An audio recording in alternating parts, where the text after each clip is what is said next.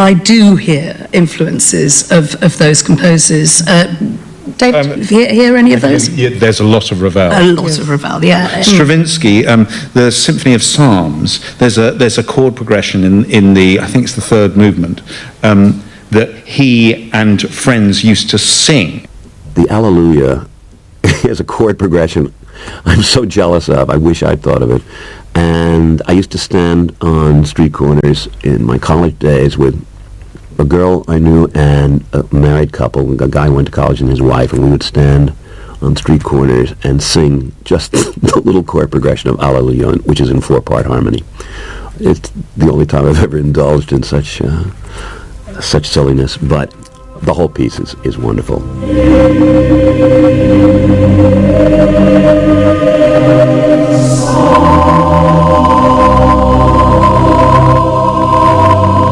We've been discussing how Steve makes his shows, and I want to look in more detail at that. This next piece that Mark is going to sing gives us an insight into the workings of an artist's head, and it's from Summer in the Park with George, the impressionist pointillist painter, you try saying that. Georges Seurat is at his easel trying to finish a hat. Yes, she looks for me. Good. Let her look for me to tell me why she left me, as I always knew she would. I had thought she understood. They have never understood, and no reason that they should. But if anybody could,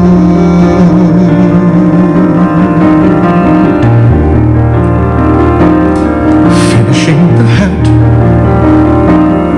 how you have to finish the hat, how you watch the rest of the world from a window while you finish the hat, mapping out a sky, what you feel like planning a sky, what you feel when voices that come through the window go until they distance and die, until there's nothing but sky, and how you're always turning back too late from the grass or the stick or the dog or the light, how the kind of woman willing to wait's not the kind that you want to find waiting to return you to the night,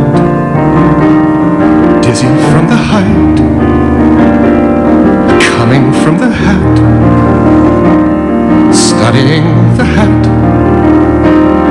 entering the world of the hat, reaching through the world of the hat like a window, back to this one from that, studying a face, stepping back to look at a face, leaves a little space in the way like a window, but to see, it's the only way to see. And when the woman that you wanted goes, you can say to yourself, I give all I can give. But the woman who won't wait for you knows that however you live, there's a part of you always standing by, mapping out a sky, finishing a hat, starting on a hat, finishing a hat. Look, I made a hat.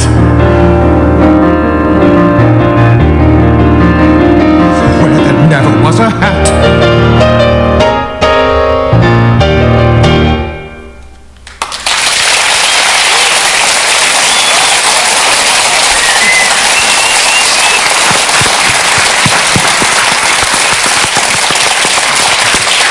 Never been in that key before. Thank you so much. Oh God, that brought back so many memories. Mark, what does that song, when you're singing it, what does it mean to you? Just on the basis of that song, it feels like a sort of battle cry for anybody who has a creative streak in them. I certainly feel like those last two lyrics have a real belligerence to them, a sort of indignance. It's as though he's saying, I just did this. What have you done? You may have all your stability and your security, but 3 hours ago there wasn't a painting here and I just did it. And that's going to be my legacy. What's yours? It's interesting. For me, whenever I hear it, it's about that white heat of concentration, where there's a point when you're in the centre of what you're doing, when every time seems to just get longer and longer, and everything recedes. And it's interesting that you can tell that not only because of the lyric, not only because of the harmony, but what's happening in the accompaniment. The da da da da da da da da da. It's driving and driving and driving. It's kind of, the focus is being pushed and honed all the way through. And the people talk a lot about how difficult it is to sing Sondheim. I think it's easy. I think, Once you've learnt it. Yes. Which can reduce you to tears. But once you've learnt it, it's really easy to act. Yeah, I'll tell you he's what's done all the difficult. work for you. Yeah. What's difficult is singing rubbish. That's difficult. Yeah, because you have to make up what isn't there. Yeah. But actually, Sondheim is providing you with 3 sets of text. You've got lyrics, you've got harmony, and you've got accompaniment. And if you've got ears to hear, and the ability to then realise that, as Mark just did, then that's when you end up with something incredibly exciting. What's it like, Kathy, when you're accompanying that? Because his orchestrators breathe with, they also become another character within. Definitely, yes. Accompaniment is the character, or what's going on in the character's head. So you just know when you're playing, like if you're playing that moment or you're playing any of these brilliant piano, because a lot of it comes from the piano anyway, that you are contributing equally to the story. That's the feeling you have, and that you're moving the story along with the actor. So it's like dialogue going between the writer, the actor, the orchestra, it's one dialogue. Because sometimes you do shows where you're pulling against thoughts. The actor's thinking one thing, but the music's doing another, and it just never happens with Sondheim. Do you work so closely and in such details with actors in the rehearsal room? And he's really excited. The People's Bank of China, they haven't been as fully in easing mode as some people expected. Why is that?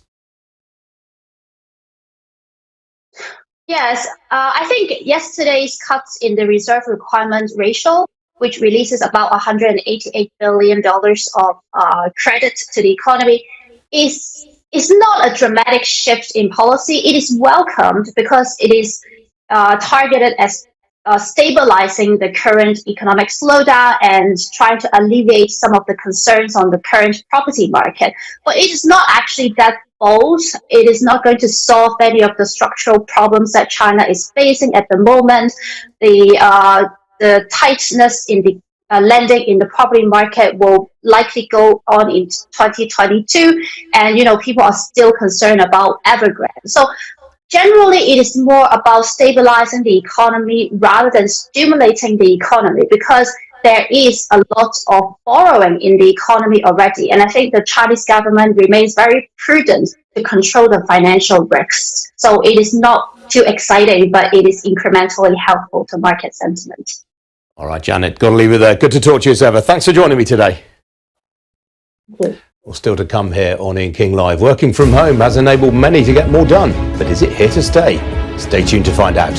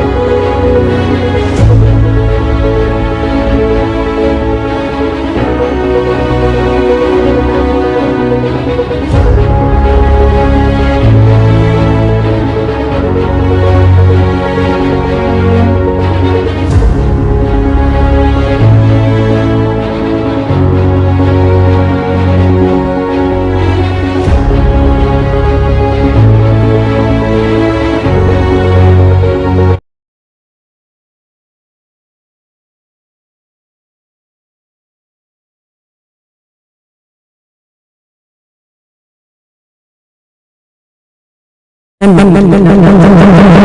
SendWave, you can send money to Ghana, Nigeria, Kenya, Uganda, and Tanzania. And the best part is, SendWave is absolutely commission-free. Our exchange rates are excellent. You can see for yourself by checking them out on our website. So how do you use SendWave? SendWave is an app that you can download onto your phone from the App Store or Google Play Store. The app is free to download. After downloading it, just open the app and enter your name, email, and phone number. That's it. You're good to go. Make sure you use the promo code SR. S for Starr, R for Radio. This promo code will give you £5 free credit to send to Africa on your first transaction. Your money will be delivered to your recipient within seconds. Feel free to call me on 0749 7377 647 at any time. I'll be happy to tell you all about SendWave and help you in any way I can. Remember to use the promo code SR for £5 free credit. Medasse. Hi everyone, it's your girl BB Clement, the author of How to Go From Employee to Entrepreneur and the host of your weekly business show, BB Means Business, the show where we discuss everything you ever wanted to know about business but you were afraid to ask. How do I start my business? How do I raise the finance? How do I grow my business? Where am I going to find my customers? Join me every Tuesday at 1:30 p.m. on Starr Radio UK to get all the information and tips that you need to become a successful entrepreneur and become financially free. Remember, don't let life dictate to you. Rather, put your signature on life. Check me out. He tells me my energy is making him tired. Yes! How do you get the energy to do I've been told that I have a lot of energy, but my goodness, I think today I have met my match, people. I have met my match, Miss Suzanne. Wow, amazing. One of the things that's the start of the darkness. Of darkness. So what did that Myself and the world will adjust. And 2019, forget the proverbial boardroom. Join me, Simone Frazier, on the CEO, the program that gives you the driving seat over your life. Every Tuesday, 8 p.m. only on Starr Radio. Hello, lovely listeners. Tune in to the renewed show with Charlotte. Make it a date to listen to me this and every Thursday at 5 p.m. on Starr Radio UK. Tune in to an hour of power, an hour of encouragement, an hour to inspire you to stay positive and strong in this season. See you there and listen. Getting onto the property ladder has never been easy until now. Join us this and every Thursday from 7 p.m. to 8:30 p.m. live on the Property Hour Show on Starr Radio UK, where we talk to mortgage brokers, property developers, estate agents, landlord, tenant, property consultants on how to invest or get into the property business and make money. You can't afford to miss this. The Property Hour Show is your best source into the property industry.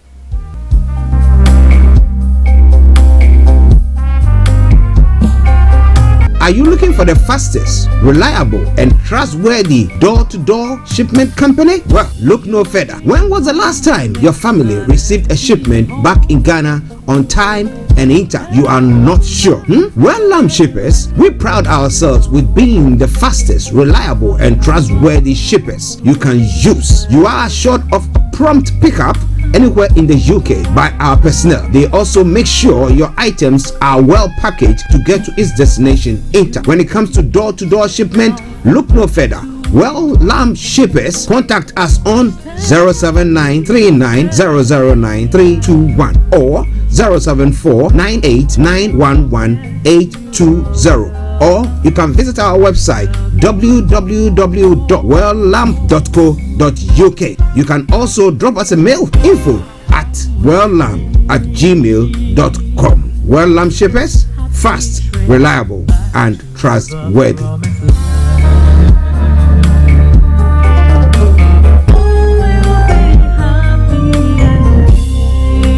Hi there. Are you dreaming of owning your own house in Ghana? Then you will need a well-documented piece of land that is free from troubles. I highly recommend My Africa Property for any size of land that you will need.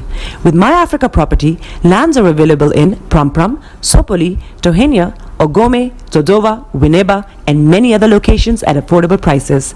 These locations are about an hour away from the airport, only 35 minutes from the motorway, 10 minutes drive from Central University College, 10 minutes drive to the beach, and close to Prum Prum Senior High School and Ghana Men's Soccer Center of Excellence.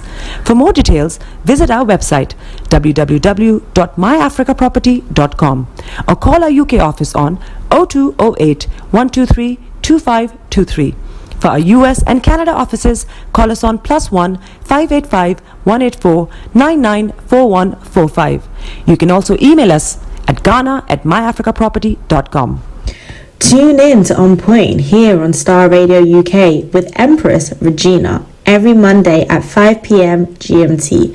Looking forward to your company. Hi guys, this is your friend Uruj from SendWave. SendWave is a money transfer app that is used by people all over the world to send money to their loved ones in Africa. With SendWave, you can send money to Ghana, Nigeria, Kenya, Uganda, and Tanzania. And the best part is, SendWave is absolutely commission-free.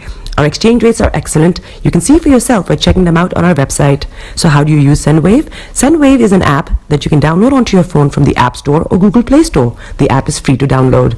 After downloading it, just open the app and enter your name, email, and phone number. That's it. You're good to go. Make sure you use the promo code SR. S for Star, R for Radio. This promo code will give you £5 free credit to send to Africa on your first transaction. Your money will be delivered to your recipient within seconds. Feel free to call me on 0749 7377 647 at any time. I'll be happy to tell you all about SendWave and help you in any way I can. Remember to use the promo code SR for £5 free credit. Medase. Body, it's your man. Bekutu, show them you got the cocoa set. Ladies and gentlemen, it's your boy Harry Song, aka Mr. Songs. This is the Kingmaker Baba for the girls. We're here. This is Star Radio. Don't go nowhere. UK, London. We call them London for home. For here, we call them London. And I sabi you know, just have fun and stay blessed. Hi there, this is CJ Buckman, your life coach. And whenever I'm in London, I listen to Star Radio UK right here. But guess what? You can listen to wherever you are. Broadcasting worldwide, online 24/7. All around the world.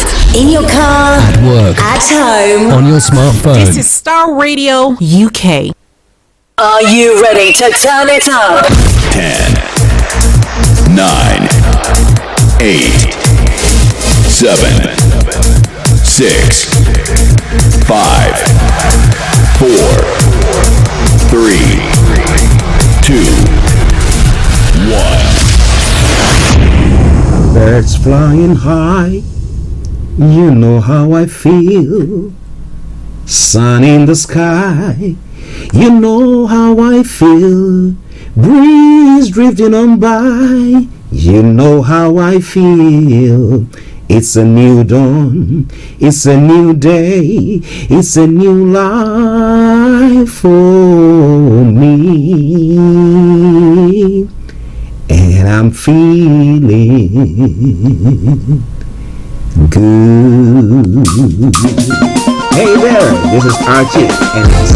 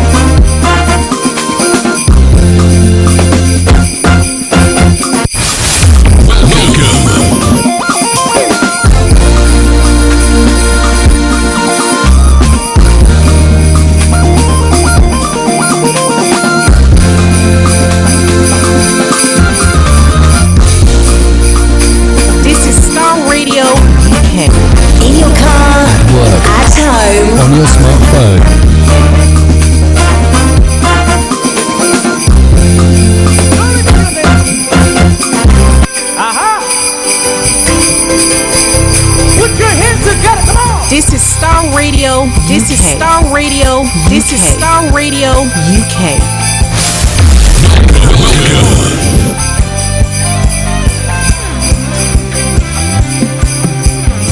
Open hands, we say, we lift our voices and say, hallowed be your name.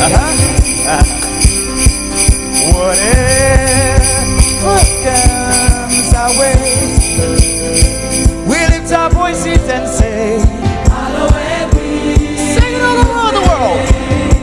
Oh Lord, the one who is to come. And it is how I say a massive good morning, good afternoon, good evening, good dawn to you, wherever you might be on planet Earth. This is Starr Radio UK, and it is the Tuesday edition of the morning show. Today is the 7th day of December, the year 2021. The time now 10:41 from the hearts of London. And I want to welcome you all to the program. And a special good morning to Kojo D, Felix all the way in Aberdeen, Mr. Frank Davies, and Mr. Lamy Koike, the team. Massive good morning to you, gentlemen. Those of you in the US, those of you in Europe, those of you in Asia, those of you on the African continent, Australia, of course. Massive good morning to you, especially my listeners in Nigeria, Ghana, Uganda, South Africa, and Kenya. Hey, good morning to you all.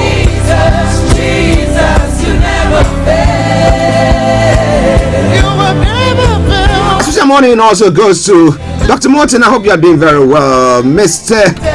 David Kluche, Kofi Ali Abdul Yakin, Mr. Hope you are doing good. And Mr. Malik Dramani Mahama, and all you wonderful presenters on Starr Radio UK, I salute you all and welcome you to today's edition of the morning show.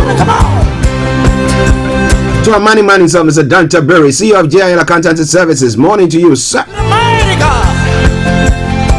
Okie dokie do. Now let's crack on. On Tuesday, this is how the program goes. I'm going to bring you the quote for the day. The weather forecast will follow suit, then the travel update as well. Move on from there to have a look at some of the stories making the rounds across the globe, known as Global Trotting. And I will continue from there. Exactement.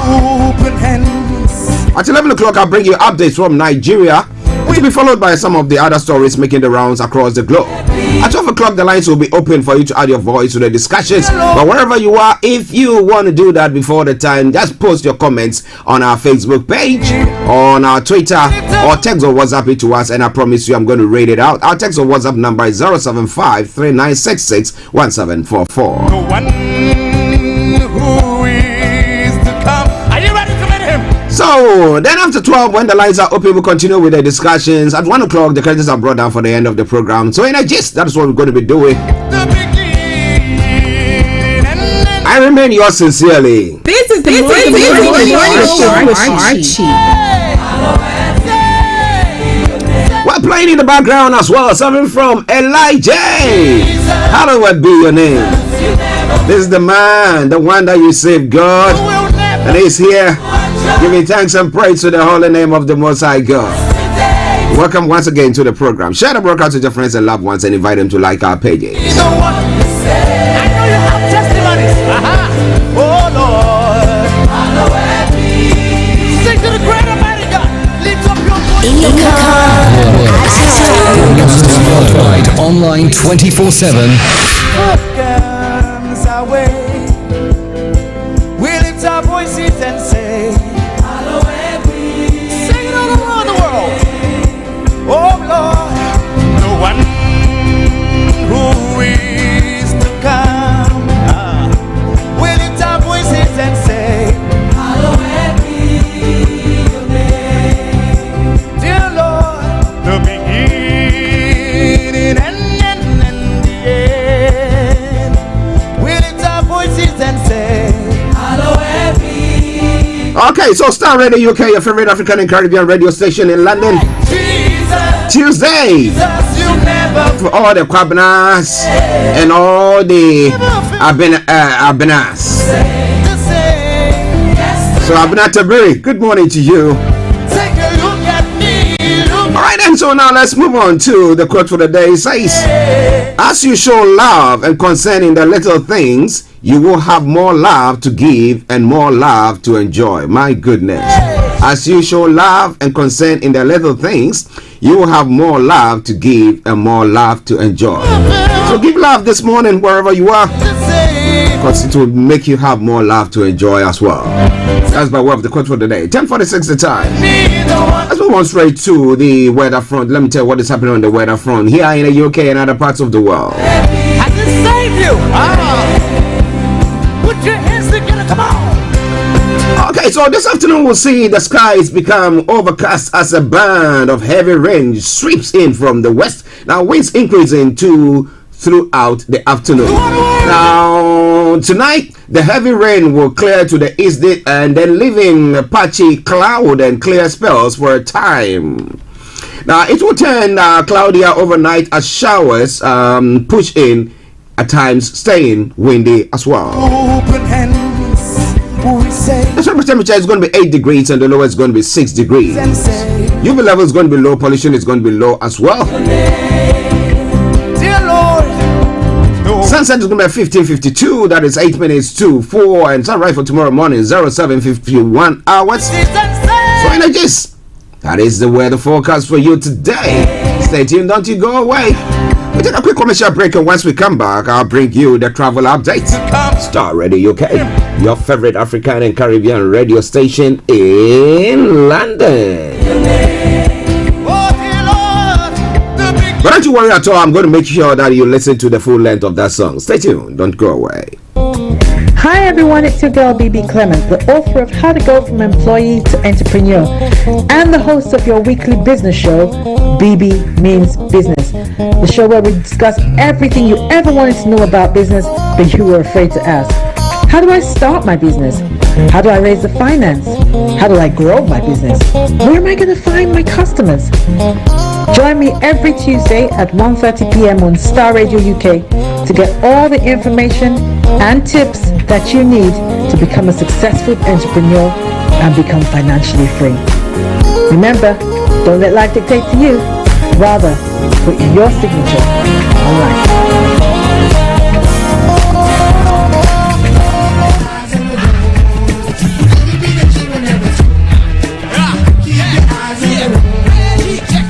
This is Starr Radio UK.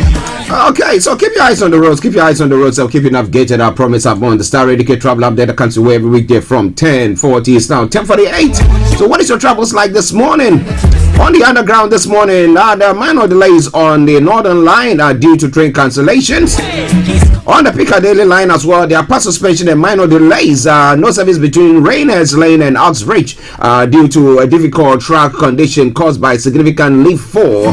Now, minor delays between Acton Town and Rayners Lane. Good service on the rest of the line. Now, moving on straight to the DLR as well. Minor delays between Bank and Lewisham due to an earlier fire alert at Bank Station. Good service on the rest of the line. But keep your eyes on the roads. Keep your eyes on the roads. I will keep you navigated. On the landing overground, no service between Willesden Junction, Richmond to Richmond while they fix a faulty train at Richmond. Good service on the rest of the line. Good service on all other routes. But keep your eyes on the roads. Keep your eyes on the roads. I will keep you navigated. I promise I am born. Now, on the final segment on that bit, it's talking about the TFL rail and where we have another issue there. There are severe delays between Liverpool Street, Shenfield while they fix a faulty train at Stratford. Good service between Paddington to Heathrow and Reading. That aside, all the other lines are good on the underground. London Tramlink, good service there as well. Let me move on straight to the river bars this morning. On the river bars, apart from the Woolwich Ferry, that's got special service. All the others have got good service. But keep your eyes on the roads. Keep your eyes on the roads. I'll keep you navigated. I promise. Our boss. So on the National Rail, Great Western Railway has got special service. Great Anglia special service. Scott Rail special service. Southwestern Railway special service. Southern special service, and Transport for Wales special service there as well. But keep your eyes on the roads. Keep your eyes on the roads. I'll keep you navigated. I promise. Our bond. Now moving on to the final segment of the travel updates. That is the major roads in London. A316 has got closures. A4 closures. A41 closures. Central London Red Routes closures. North Circular A406 closures, 820 serious delays, and then 824 serious delays there as well. And as I will say all the time, well, good morning, good afternoon, good evening, good dawn to you wherever you might be on planet Earth. Enjoy your commute for today, but you know what? Continue to keep those eyes on the roads. Hi guys, this is your friend Uruj from SendWave. SendWave is a money transfer app that is used by people all over the world to send money to their loved ones in Africa. With SendWave, you can send money to Ghana, Nigeria, Kenya, Uganda, and Tanzania. And the best part is, SendWave is absolutely commission free. Our exchange rates are excellent. You can see for yourself by checking them out on our website. So how do you use SendWave? SendWave is an app that you can download onto your phone from the App Store or Google Play Store. The app is free to download. After downloading it, just open the app and enter your name, email, and phone number. That's it. You're good to go. Make sure you use the promo code SR. S for Star, R for Radio. This promo code will give you £5 free credit to send to Africa on your first transaction. Your money will be delivered to your recipient within seconds. Feel free to call me on 0749 7377 647 at any time. I'll be happy to tell you all about SendWave and help you in any way I can. Remember to use the promo code SR for £5 free credit. Medasse. Hi everyone, it's your girl BB Clement, the author of How to Go from Employee to Entrepreneur and the host of your weekly business show, BB Means Business, the show where we discuss everything you ever wanted to know about business but you were afraid to ask. How do I start my business? How do I raise the finance? How do I grow my business? Where am I going to find my customers? Join me every Tuesday at 1:30 p.m. on Starr Radio UK to get all the information and tips that you need to become a successful entrepreneur and become financially free. Remember, don't let life dictate to you. Rather, put your signature on life. Check me out. He tells me my energy is making him tired. Yes! How do you get the energy to do I've been told that I have a lot of energy, but my goodness, I think today I have met my match, people. I have met my match, Miss Suzanne. Wow, amazing. One of the things that's the start of the darkness. Of darkness. So what did that myself and the world will adjust. And 2019, forget the proverbial boardroom. Join me, Simone Frazier, on the CEO, the program that gives you the driving seat over your life. Every Tuesday, 8 p.m. only on Starr Radio. Hello, lovely listeners. Tune in to the renewed show with Charlotte. Make it a date to listen to me this and every Thursday at 5 p.m. on Starr Radio UK. Tune in to an hour of power, an hour of encouragement, an hour to inspire you to stay positive and strong in this season. See you there and listen. Getting onto the property ladder has never been easy until now. Join us this and every Thursday from 7 p.m. to 8:30 p.m. live on the Property Hour show on Starr Radio UK, where we talk to mortgage brokers, property developers, estate agents, landlord, tenant, property consultants on how to invest or get into the property business and make money. You can't afford to miss this. The Property Hour show is your best source into the property industry.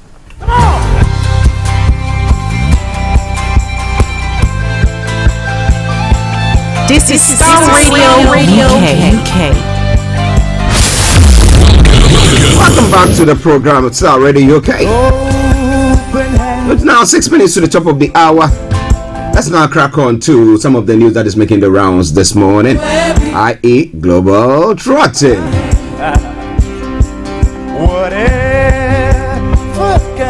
Now in the UK front, information coming through says whistleblower describes chaos of UK-Afghan exit. Now, thousands of pleas for help went unread, and Foreign Secretary lacked agency, an ex-official has said.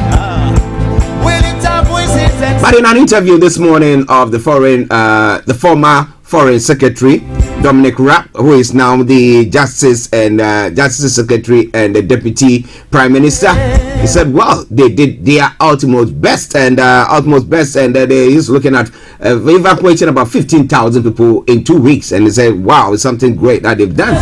But well, Some whistleblower is saying otherwise. What do you think? We'll be looking into that in a moment. A new UK COVID travel rules come into force today. Travelers to the UK need to take pre-departure tests in a bid to limit the spread of Omicron.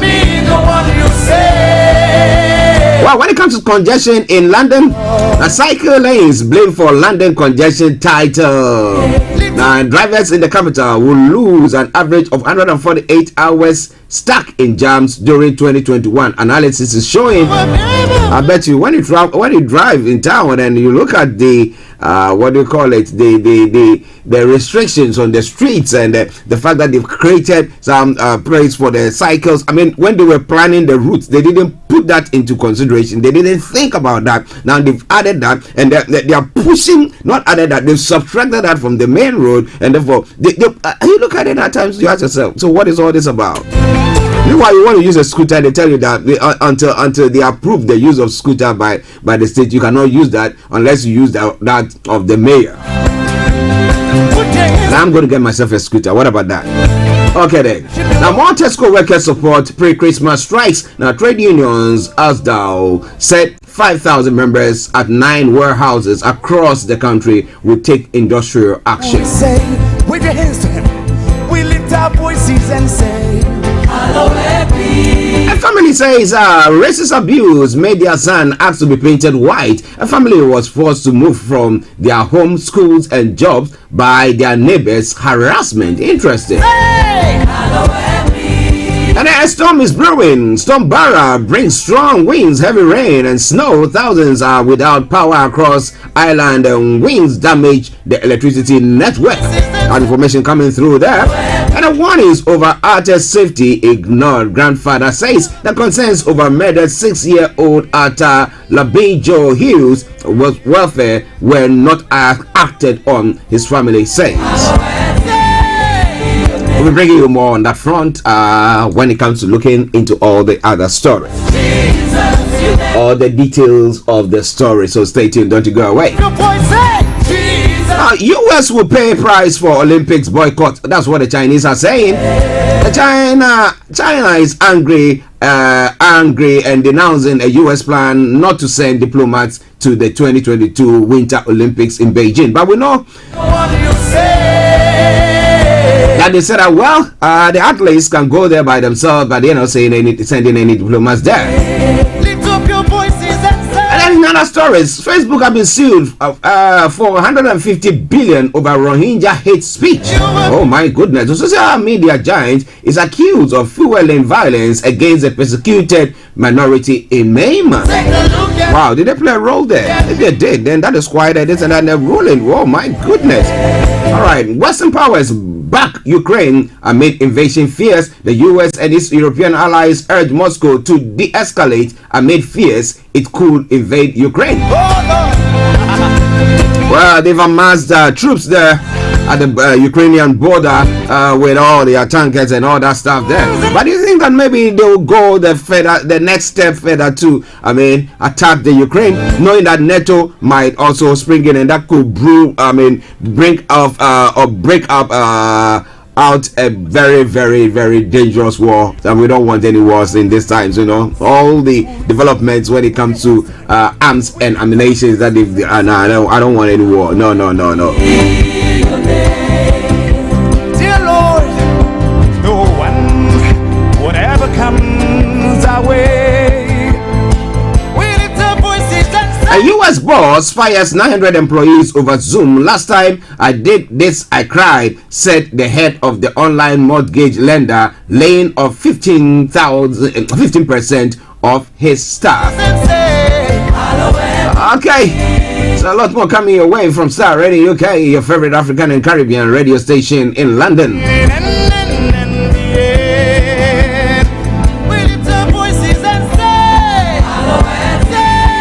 The Lebanese minister behind the Saudi remarks has quit.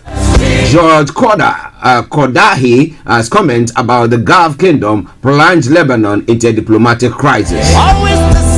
He decided to quit. oh Lord, take a look at me, the one you say. I know you have testimonies. Oh Lord, sing to the greater other parts of the world, heir to the Dutch throne keeps it normal at 18. Princess Amalia had an ordinary childhood and wants her life to continue that way. Well, she should come. I will employ her to work with me. Like she said, that is life. Your boy say, Jesus, Jesus, you never fail. You never fail. You are just the same. The same. Yesterday, today. Take a look at me, the one you say. Oh Lord, hallowed be. Okay, let's move on to the African continent now. Many inmates fear death in Burundi prison fire. Images shared online shows bodies of people thought to be prisoners that is burned to charred. Now, Kenyan policeman shoots 6 dead, including wife. Yeah, did he have some mental breakdown? Authorities are calling the incident a shooting spree in which the killer also took his own life. I just saved you. Put your hands together, come on. Well, Nigerians are asking, has Nigeria been put on the red list unfairly by the UK? The UK has placed travel restrictions on arrival from Nigeria and several other African countries. Are they fair? The questions that has been posed. Put your hands together. We worship the Lord Jesus. Okay, now moving on to other parts of Africa as well. South Africa punished for discovering Omicron variant. That's what Ramaphosa, the president, is saying. We lift our voices. I remember last week, was it last week thereabout or last 2 weeks when it was discovered? I was telling my younger brother who is in Cape Town that, well, you people thought that you've discovered something and therefore you were making lots of noise about it. Hey, we discovered that we've got another strain. Remember, push. Then he came back to bite you on the backside. Oh my! Oh. He said, well, you know what? Who is to come? Are you ready to meet him? We lift our voices and say. So coming away from Starr Radio UK, your favorite African and Caribbean radio station in London. Now, government says forces have retaken 2 more cities in the north from the TPLF rebels. And that is in Ethiopia. Nigeria's tax to GDP ratio can be accurate. My apologies, can't be accurate without states. That's the LG's revenue says. 40 trucks sends 2 persons to untimely death in Anambra. Sing to the great Almighty God. Lift up your voices and say. And Nigeria's trade deficit has risen to 62% to 3 trillion naira in third quarter of 2021.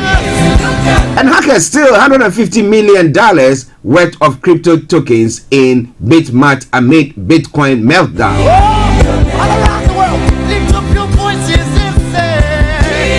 And police have arrested 3 Darwin School students over Sylvester Orome's death. Yesterday I did talk about that. So coming away from Starr Radio UK, your favorite African and Caribbean radio station in London. And when it comes to Ghana, Gassout, newly built police station set ablaze at Obum. What happened? I'll bring you more on that front. Hey, Jesus, Jesus, you A boyfriend sets mother of 2 on fire. Now I don't get it. The caption there. I don't get it. A boyfriend sets mother of 2 on fire. Is it the girlfriend? Or is it any other person? Hallowed be. Well, still playing in the background. Hallowed be your name for you. Where is the 1 billion IMF COVID money? Who is asking that question? A former finance minister, Mr. Seth Tekwe.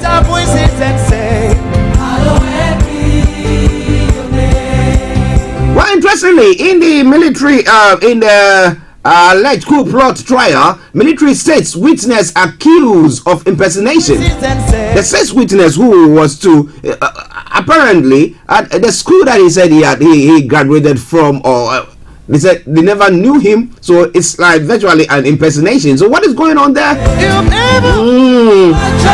We'll be looking more into those stories. All coming your way from Star Radio UK, your favorite African and Caribbean radio station in London. Look at me, the one you say. Well, don't travel outside Ghana for a man. Akufo-Addo orders ministers and deputies. Why? Is it because he needed them to back the vote when it comes to the 2022 budget? And what is happening to the budget at the moment? We'll be talking about all that in a moment. 6 minutes past the top of the hour at the time. Star Radio UK, the station. Now, when it comes to the budget, there was this issue about the Kechasi defense and the flooding that took place in the Volta region. So we had the minority that's saying that, well, you have to, it wasn't covered or catch in the budget. That something should be done for them. Now, when that statement was made, then the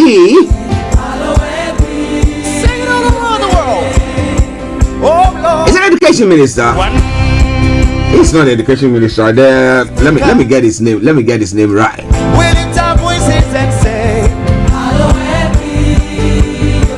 The energy minister, Dr. Matthew Opoku Prempeh, went on to say that, if that is granted, then he's going to lead his own constituents and people in Kumasi to also go on a demonstration, because when their area get flooded, nothing is done for them. But when we are looking at a whole country, and there is devastation or disaster in a particular place where we said we have to attend to that, and you say that, well, there are other places who have also been having maybe something close to that or not that yet, and he said, hey, they shouldn't be seen to, we should also be seen to at the same time. Well. Come to representation. The animal kingdom. It seems that some animals are more equal than others. Well, but Jifa Gomashi says, how dare you, bigot? Alright then, so this is a lot more I'm going to be looking at in a moment. But it's now 7 minutes by the top of the hour. We're going to take a quick break. We come back and I will bring you updates from Nigeria. So coming your way from Star Radio UK. Don't you go away. Continue to share the broadcast with your friends and loved ones and invite them to like our pages. Star. To the mighty God. The one words that is to come. Come on. Put your hands together. We worship the Lord Jesus. Take that one more time now. With open hands, we say, wave your hands to him. We lift our voices and say,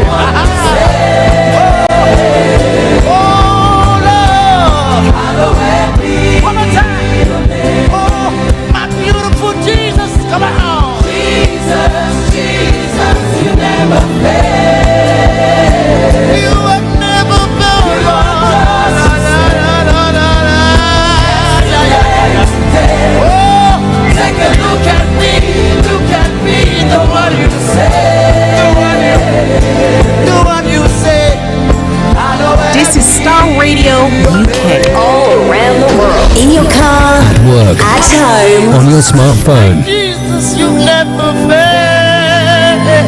Hi guys, this is your friend Uruj from SendWave. SendWave is a money transfer app that is used by people all over the world to send money to their loved ones in Africa. With SendWave, you can send money to Ghana, Nigeria, Kenya, Uganda, and Tanzania. And the best part is, SendWave is absolutely commission free. Our exchange rates are excellent. You can see for yourself by checking them out on our website. So how do you use SendWave? SendWave is an app that you can download onto your phone from the App Store or Google Play Store. The app is free to download. After downloading it, just open the app and enter your name, email, and phone number. That's it. You're good to go. Make sure you use the promo code SR. S for Star, R for Radio.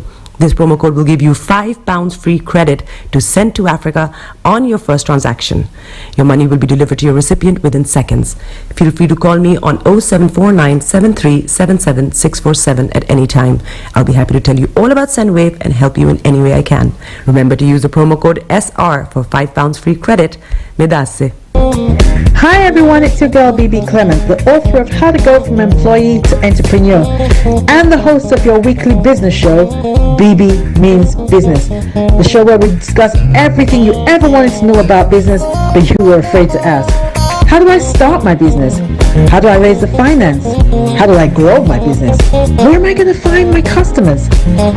Join me every Tuesday at 1:30 p.m. on Starr Radio UK to get all the information and tips that you need to become a successful entrepreneur and become financially free. Remember, don't let life dictate to you. Rather, put your signature on life.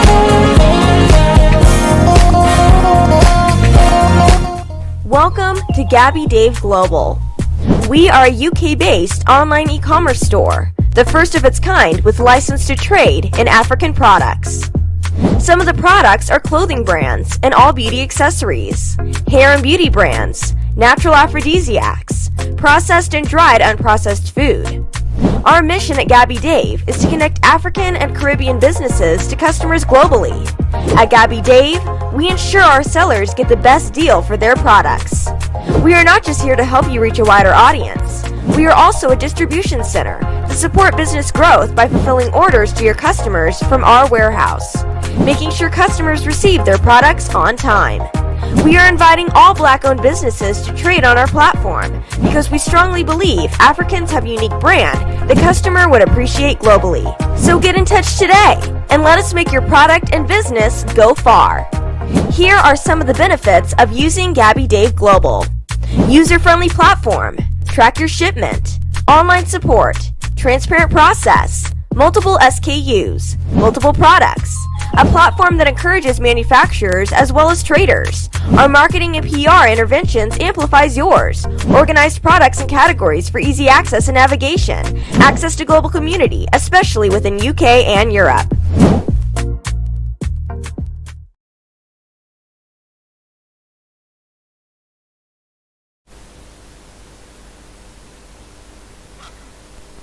Welcome back to the program. It is Starr Radio UK, your favorite African and Caribbean radio station in London. Bringing the time down to 16 minutes past the top of the hour. It is the Tuesday edition of the morning show.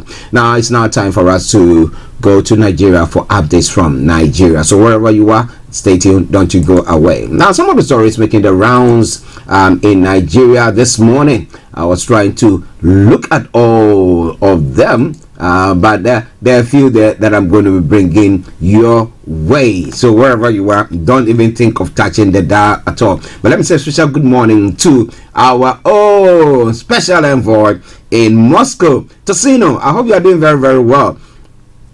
Yes, I know it's cold there. Yeah, but you are used to that. We are used to the cold, aren't we?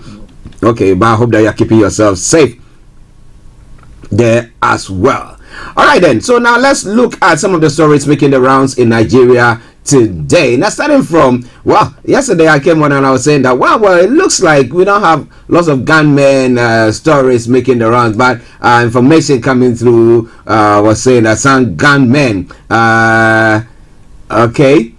some gunmen have some area. Okay, interesting. Now my news seems not to be opening for me. Okay. IPOP leader Nnamdi Kanu starving in DSS custody. That is information that is came through this morning, that the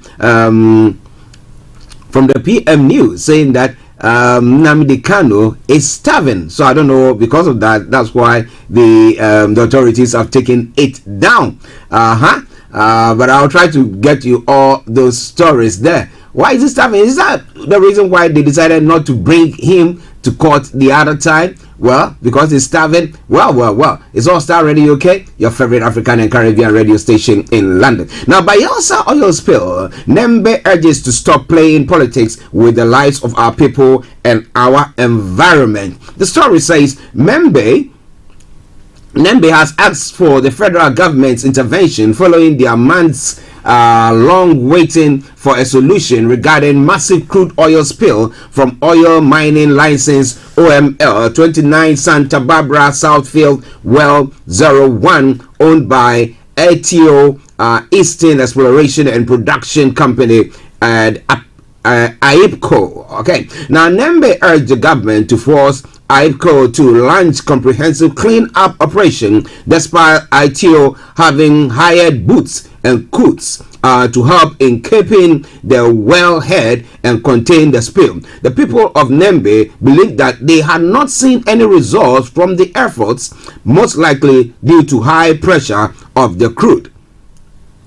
The people of Nembe were represented by Nembe State Congress President Professor Godwin Egin. Now, dabbing the blowout at the biggest oil spill disaster in the history of oil and gas exploration and exploitation in Nigeria, and describing it as a threat to continuity of Nembe. Now, Nembe State Congress hereby publicly affirm our commitment to also constitute the body of experts to join the investigative efforts in order to get to the root of this matter, said Professor Godwin again. Now, Mr. Godwin again was joined by other representatives of the people of Nembe, carrying placards with writing such as "Federal government, take responsibility of the ongoing disaster, and we want to die of old age, not oil spill." We use this medium to advise all interested parties in this matter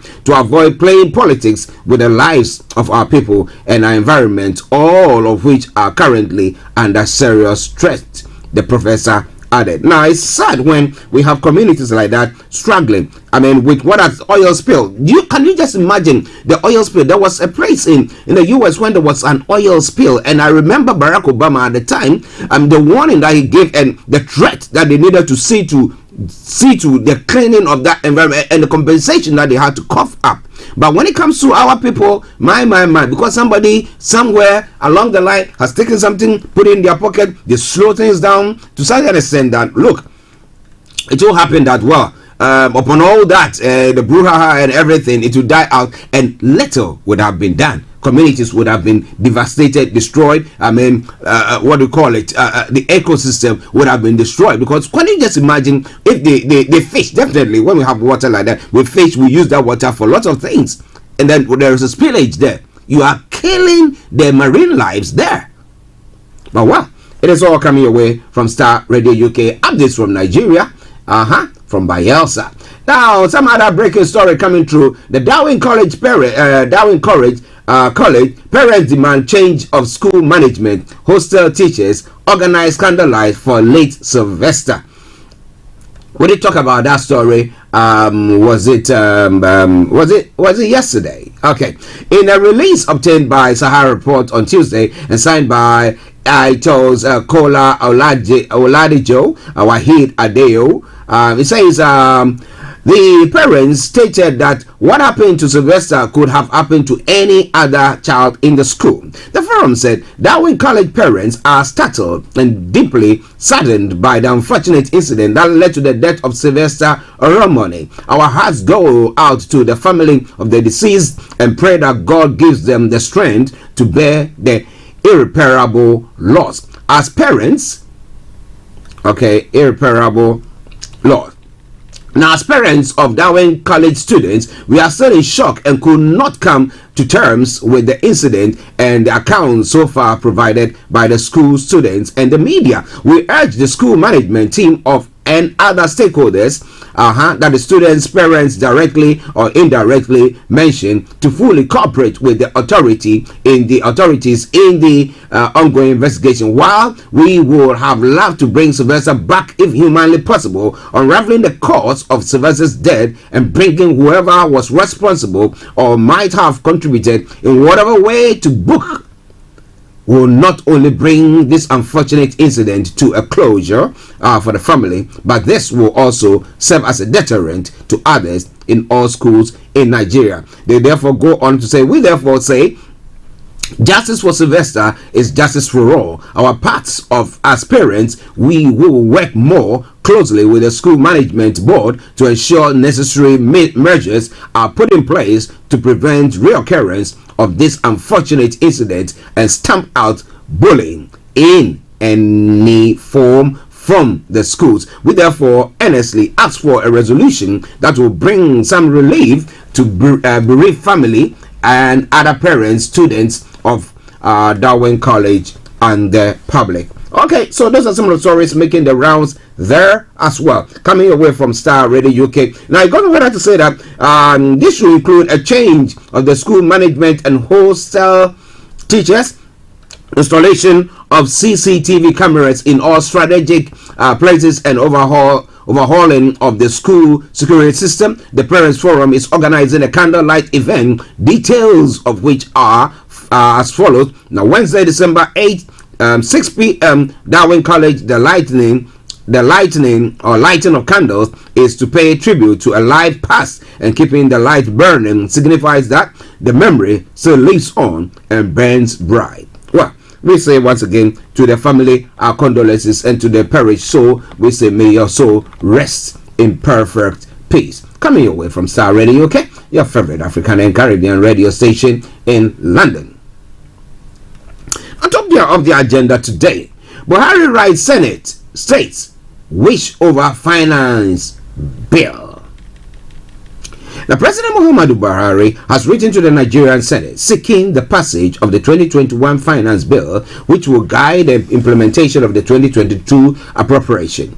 In a letter addressed to the President with the Senate, Ahmad Lawan, and read during plenary on Tuesday, Buhari said that the bill, when passed, will help support the 2022 budget of economic growth and sustainability that is presently before the National Assembly awaiting passage. According to the President, the bill will also help to carry out some radical reforms in the finance of the government.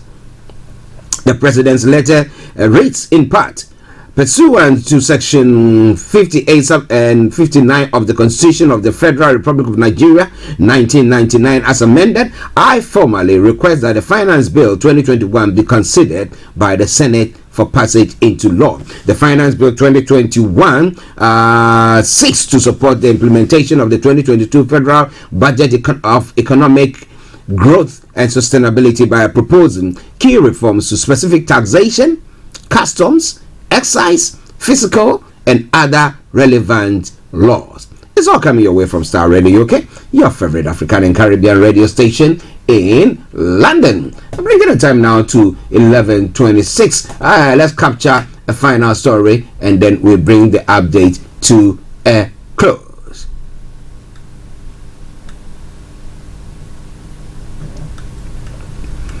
Okay, death records in fatal accident on Enugu. That's one of the stories that I'm bringing your way, and then we can bring that update to a close. Now, at least 2 persons have died in a ghastly road accident that occurred at Nkwele Junction, Enugu, Onitsha Expressway in Anambra State on Tuesday morning. The accident caused heavy traffic on the road as some motorists tried to rescue victims. When it comes to rescuing of victims, let me have a sip of my... Thank you. Now, when it comes to rescuing of victims in our part of the world, at times that rather expedite the death of these victims, because the way at times they pull them, the way at times they squash them. Now, in this part of the world, when there's an accident or the sort, first of all, they try to put a collar around your neck so that your spine is protected. They put you on a flat board. But in our area, they don't do that. No. You can see some people, about 2 people sitting at the back of a cab, taxi, squashing another person who has been involved in an accident. You are doing good, but what you are doing, you are rather expediting the death of these people. So when I see things like that, people who, health and safety, we don't teach nothing of the sort. What do we do when an accident occurs? What do you have to do for the person? You don't get a flat panel or something, or get them, put them somewhere away from the vehicle, just in case there's going to be an explosion. Okay, if it is a case where there's not going to be any explosion or any fire of any sort, that is quite worrying. I don't know whether we don't capture that in our education. Now it says that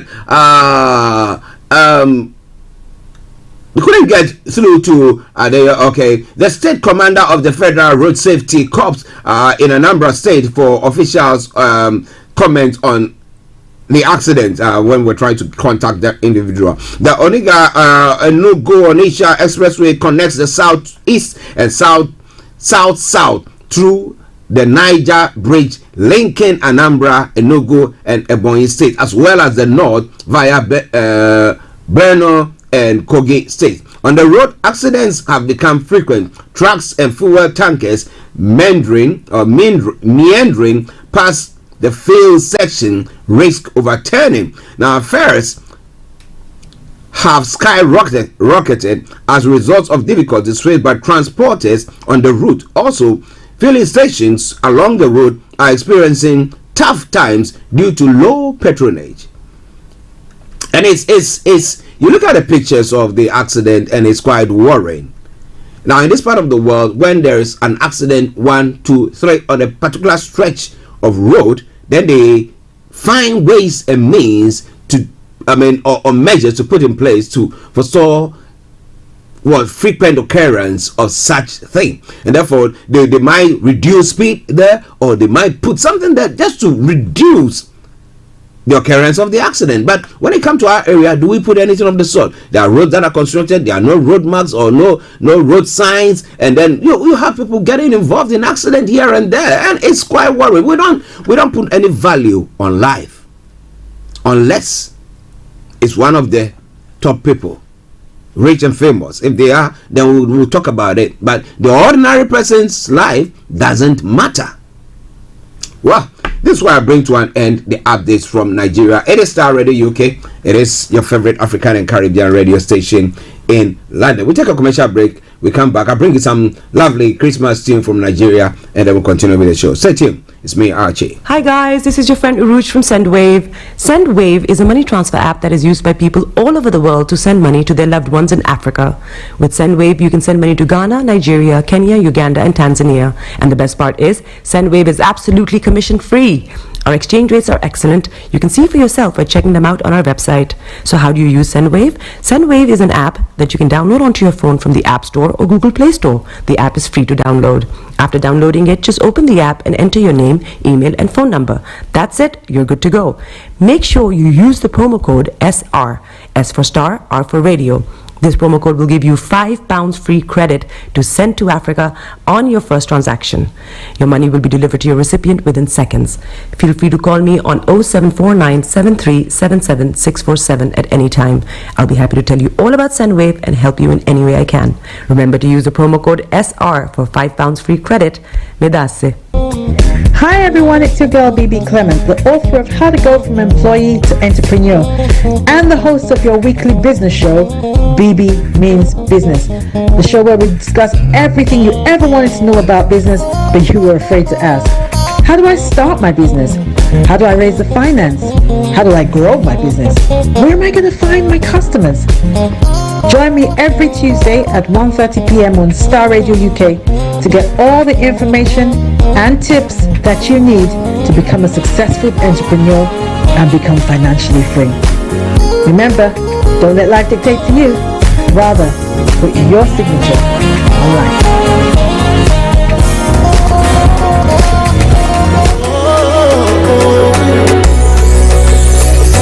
Joy to the world, the Lord is come. Let earth. This is Starr Radio UK. All around the world. You are listening to Starr Radio Morning Show. Nature sing, and heaven and nature sing, and heaven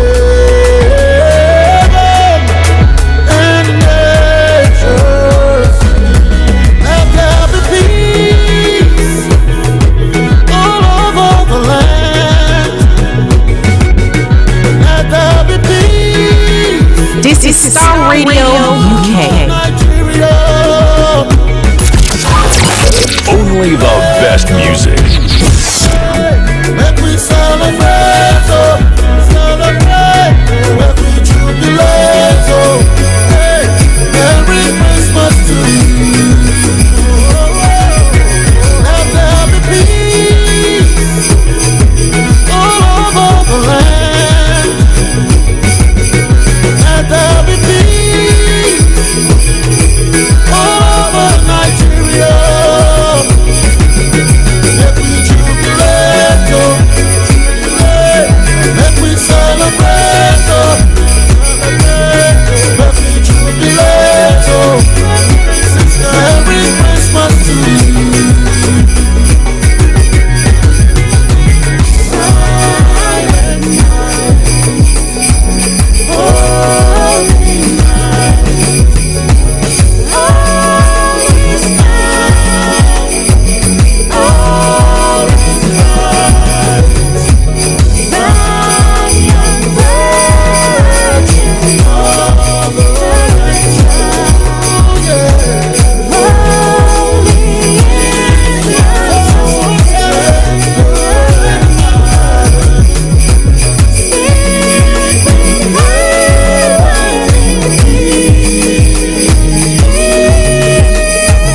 This is Starr Radio UK. In your car, At work. at home. On your smartphone. Broadcasting worldwide online 24/7. Let there be peace all over Nigeria. Let we jubilate, oh, let we celebrate, oh, let we jubilate, oh, Merry Christmas to you. Let there be peace all over the land. Let there be peace all over Nigeria. Let we jubilate, oh, let we celebrate, oh, celebrate, jubilate, oh, Merry Christmas to you. Sweeping from This is Starr Radio UK. to the coastal forests of the Atlantic and into the nations. In your car, At work. at home. On your smartphone. All around the world. A child is born, and unto us a son is given, for he is the King of Peace. Merry Christmas, Nigeria. Merry Christmas, Africa. Merry Christmas. Let there be peace all over the land. Let there be peace all over Nigeria. Let we jubilate, oh, let jubilate, jubilate. We celebrate, oh, celebrate. Okay, something coming from Solomon Lange, and he says, let there be peace. Some nice Christmas tune coming your way from Niger. Niger. It's a lovely one. I chanced on this morning. I thought, it would be lovely to share with my lovely Astound listeners, and therefore I want to say thank you very much for tuning in and not going away and not leaving me to swim by myself, but enjoying the program as well. So wherever you are, stay tuned. Don't you go away. We take a quick break. We come back and then we continue with the stories making the rounds from home here in the UK and other parts of the other parts of the world. Stay tuned. Welcome to Gabby Dave Global. We are a UK-based online e-commerce store, the first of its kind with license to trade in African products. Some of the products are clothing brands and all beauty accessories, hair and beauty brands, natural aphrodisiacs, processed and dried unprocessed food. Our mission at Gabby Dave is to connect African and Caribbean businesses to customers globally. At Gabby Dave, we ensure our sellers get the best deal for their products. We are not just here to help you reach a wider audience. We are also a distribution center to support business growth by fulfilling orders to your customers from our warehouse, making sure customers receive their products on time. We are inviting all Black-owned businesses to trade on our platform because we strongly believe Africans have a unique brand the customer would appreciate globally. So get in touch today and let us make your product and business go far.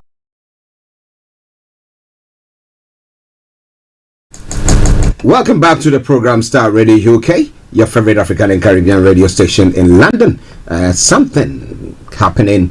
Gabby Dave. We're having our hosting here once again, God willing, on Thursday, when she'll be throwing more light on what Gabby Dave stands for. It's a platform that is being introduced, and I wanted to hop on it. It's going to be great there. All right, it is Starr Radio UK, your favorite African and Caribbean radio station in London. Bringing the time now to 20 minutes to the top of the hour. That's 20 minutes to 12, or if you are in other parts of the world, 20 minutes to 1, that's in Nigeria, or add or subtract whatever is appropriate, and you will get the right time wherever you are. But once again, welcome to the program. Now let's go look at some of the stories that is making the rounds here in the UK and other parts of the world, wherever you are listening to us from. Maybe there's a breaking news in your area you want to share with us. Why not? Feel free to do so. It is Starr. It is your favorite African and Caribbean radio station in London.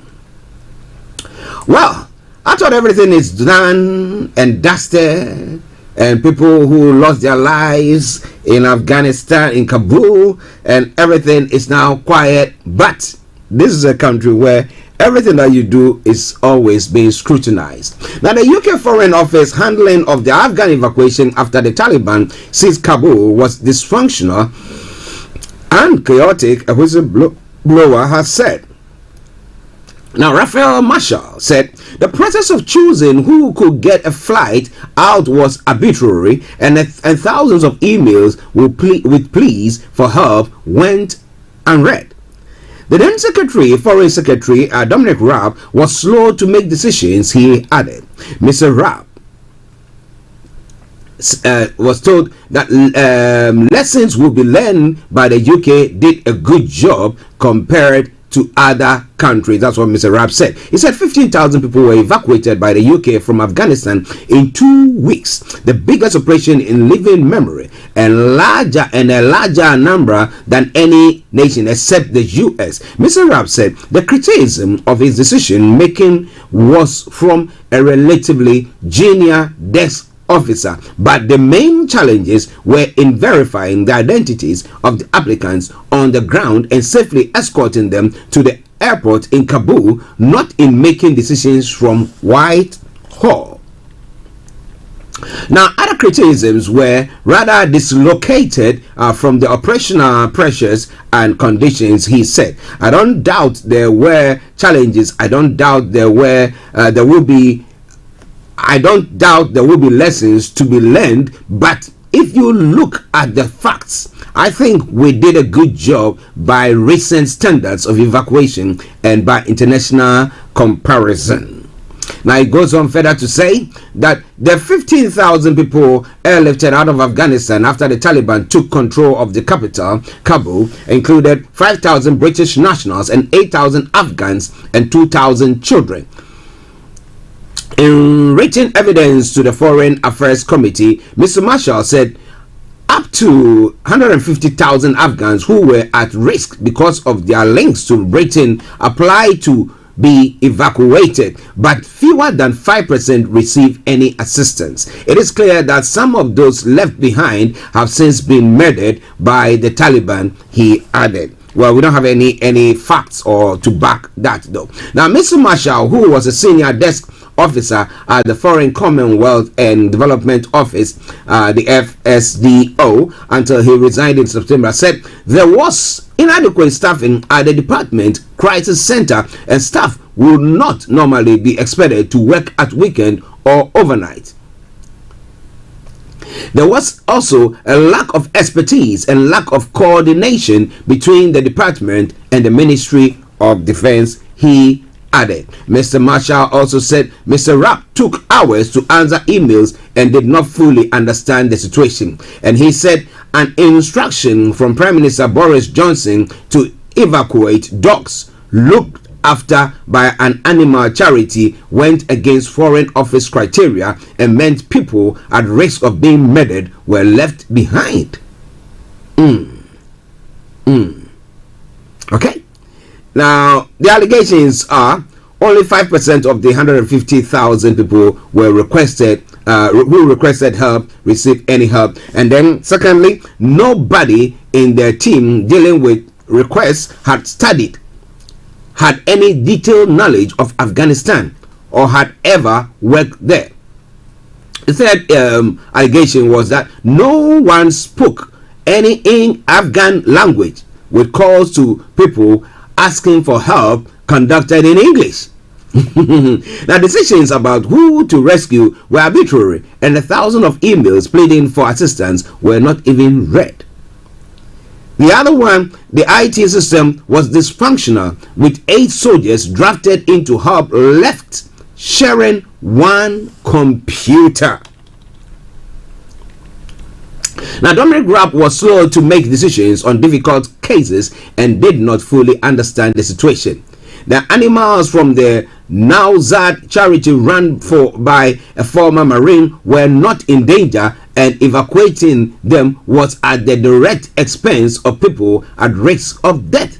As the Taliban approached Kabul in August, there was one government scheme to evacuate those Afghans who had worked directly for the British government, and another to identify and help those who were at risk because of their broader links to the UK. Mr. Marshall wept for the team of officials handling a group known as Afghan Special Cases.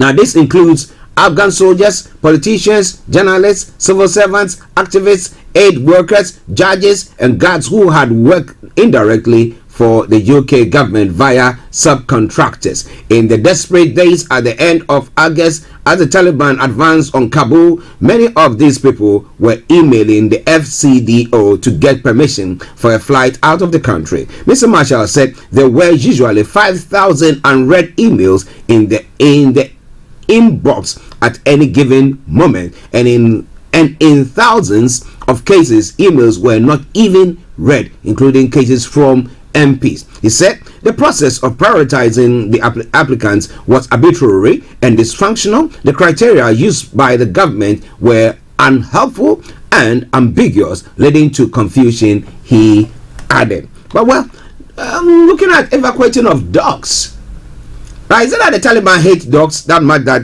if the dogs were left, they will kill them? Or it was because, the processing of human beings wasn't done expeditiously, and therefore the countdown which was on the deal that they had made with the Taliban to evacuate or leave Kabul by the said date was approaching, and therefore if you have not been able to clear them security wise, then the best bet is just to evacuate the dogs. Well, what do you think about all that? There are some of the stories making the round this morning. 13 minutes to the top of the hour. Your favorite African and Caribbean radio station in London. Okay.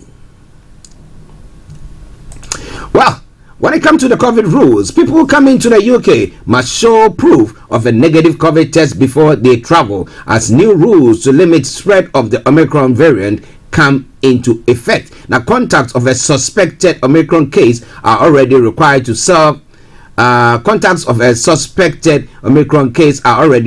self-isolate for 10 days, including the fully vaccinated. There are currently 336 confirmed cases of the new variant in the UK. Health Secretary Sajid Javid has confirmed Omicron is spreading in the community in multiple areas of England. Now, he told MPs on Monday the variant was spreading here and around the world, and there were people who have tested positive for Omicron in the UK with no links to international travel. People arriving in the UK already had to self-isolate until they received a negative PCR test on day 2 after their arrival. With the introduction of the government's new measures, all travelers aged 12 and over will have to show proof of a negative PCR or lateral flow test, even if they are fully vaccinated, before setting off. It must be taken in the 2 days before departure for the UK, and private test providers must be used. So free NHS lateral flow kits are not allowed. You have to go to the private people to do that. Okay, so it's all coming away from Starr Radio UK, your favorite African and Caribbean radio station in London. Yes, bringing the time now to 11 minutes to the top of the hour. Wherever you are, don't you go away. So continue to stay tuned and stay close to us. Now let's look at this story pertaining to Tesco. Now, getting to Christmas, and then we have the issue where there is the supermarkets, especially those who do deliveries, home deliveries. But now Tesco pre-Christmas strikes planned by 6,200 depot staff, and they are supposed to see to, get the goods, sort them out and let them get to the shops and get to customers as well. Tesco is facing potential disruption ahead of the key Christmas period as more than half of its 22 UK distribution centres, unless an agreement is reached with its staff. The union, ASDO, said 5,000 of its members have rejected a proposed 4% annual pay rise. They will join Unite union members in taking industrial action at a total of 13 of the supermarket chain distribution centres. And Tesco said the pay offer was fair. The pay offer was fair. A spokeswoman from the supermarket said it will mitigate any disruption caused by industrial action in the run up to Christmas. The USDO action will affect 9 Tesco distribution sites, but it follows a warning from the 1,200 Tesco staff represented by the Unite Union, who said they would also take industrial action at up to 5 distribution centres before Christmas.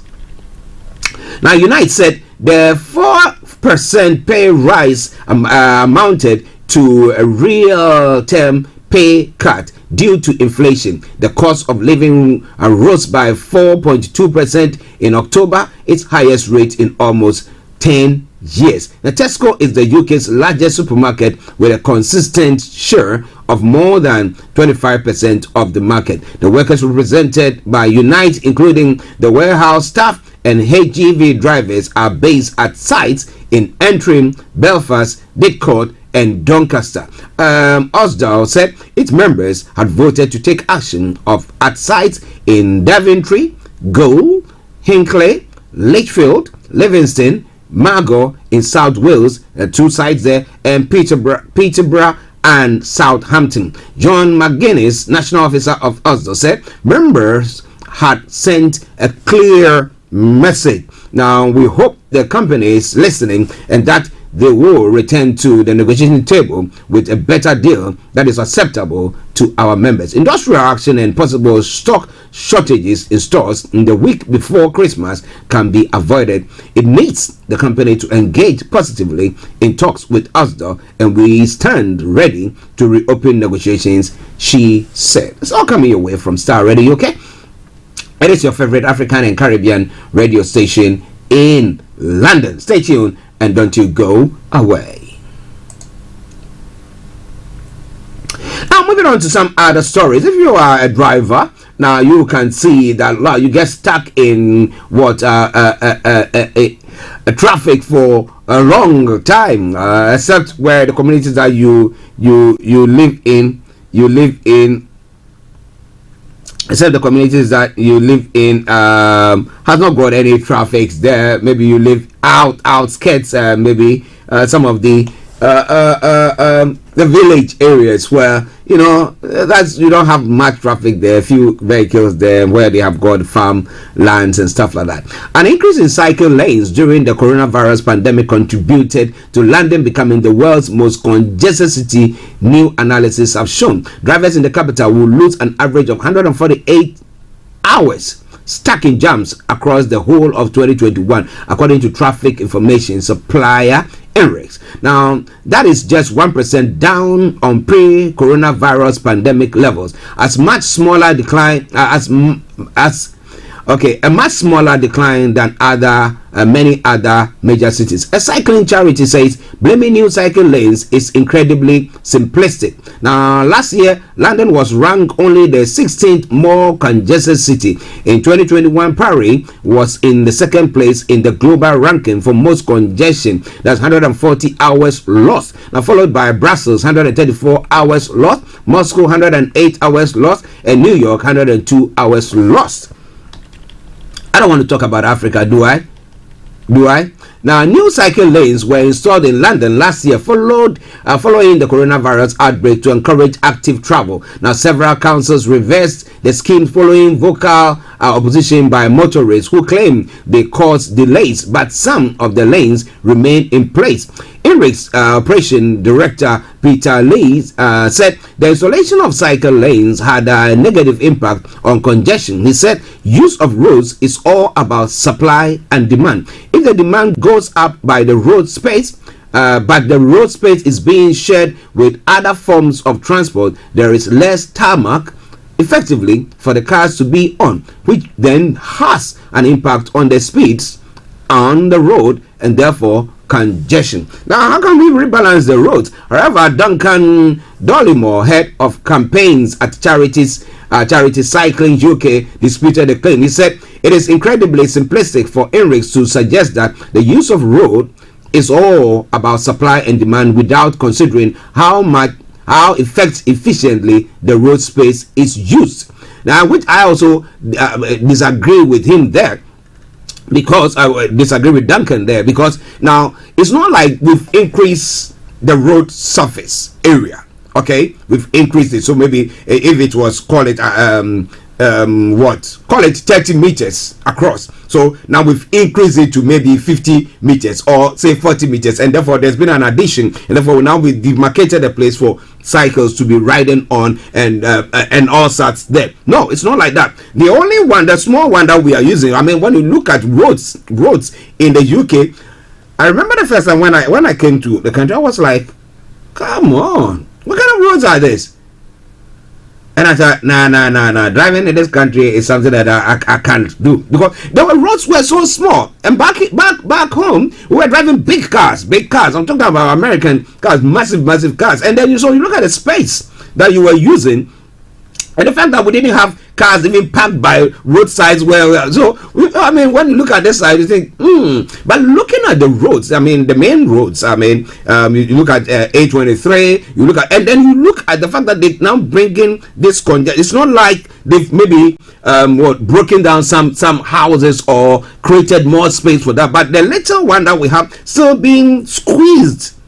And so, if people are spending up to 148 hours in traffic, do you think that is not true? It is true, and it's all because of that. Well, some people would say that they want to encourage us to go cycling or be cycling, but what do you think about that? If you're a driver, if you're a cyclist, what do you also think about that? Do you think it's a right move? Well, it is all Starr Radio UK, your favorite African and Caribbean radio station in London. 3 minutes to the top of the hour, your favorite African and Caribbean radio station. Yeah, if you're a driver, I want to hear your take. I want to have your take on that. What do you think?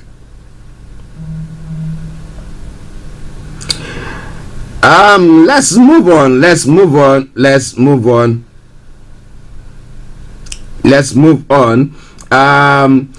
At Labinjo Hughes, safety warnings were ignored, says grandfather. Now, safety concerns raised about Arthur Labinjo Hughes by his family and neighbors were ignored before his murder, his maternal grandfather says. Now, Peter Halcrow said warnings from the other family members were not acted on by social services or the police. The 6-year-old was tortured and killed by his stepmother and father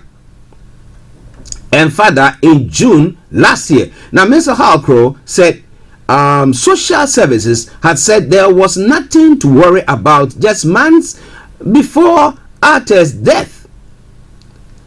Now, he was speaking, he spoke on Radio 4, BBC Radio 4, that West Midlands police had also been called about the situation but had not stepped in. Arthur died after suffering a fatal head injury delivered by his stepmother, Emma Tustin, at her home in Solihull, West Midlands.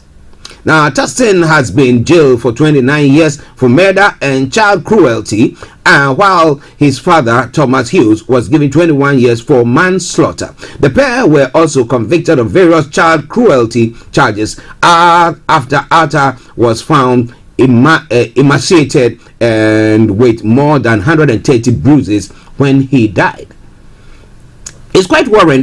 You look at I call it the poor social workers, where especially I know people who are working in social services, and they tell me that one of the areas or one of the fields in social service that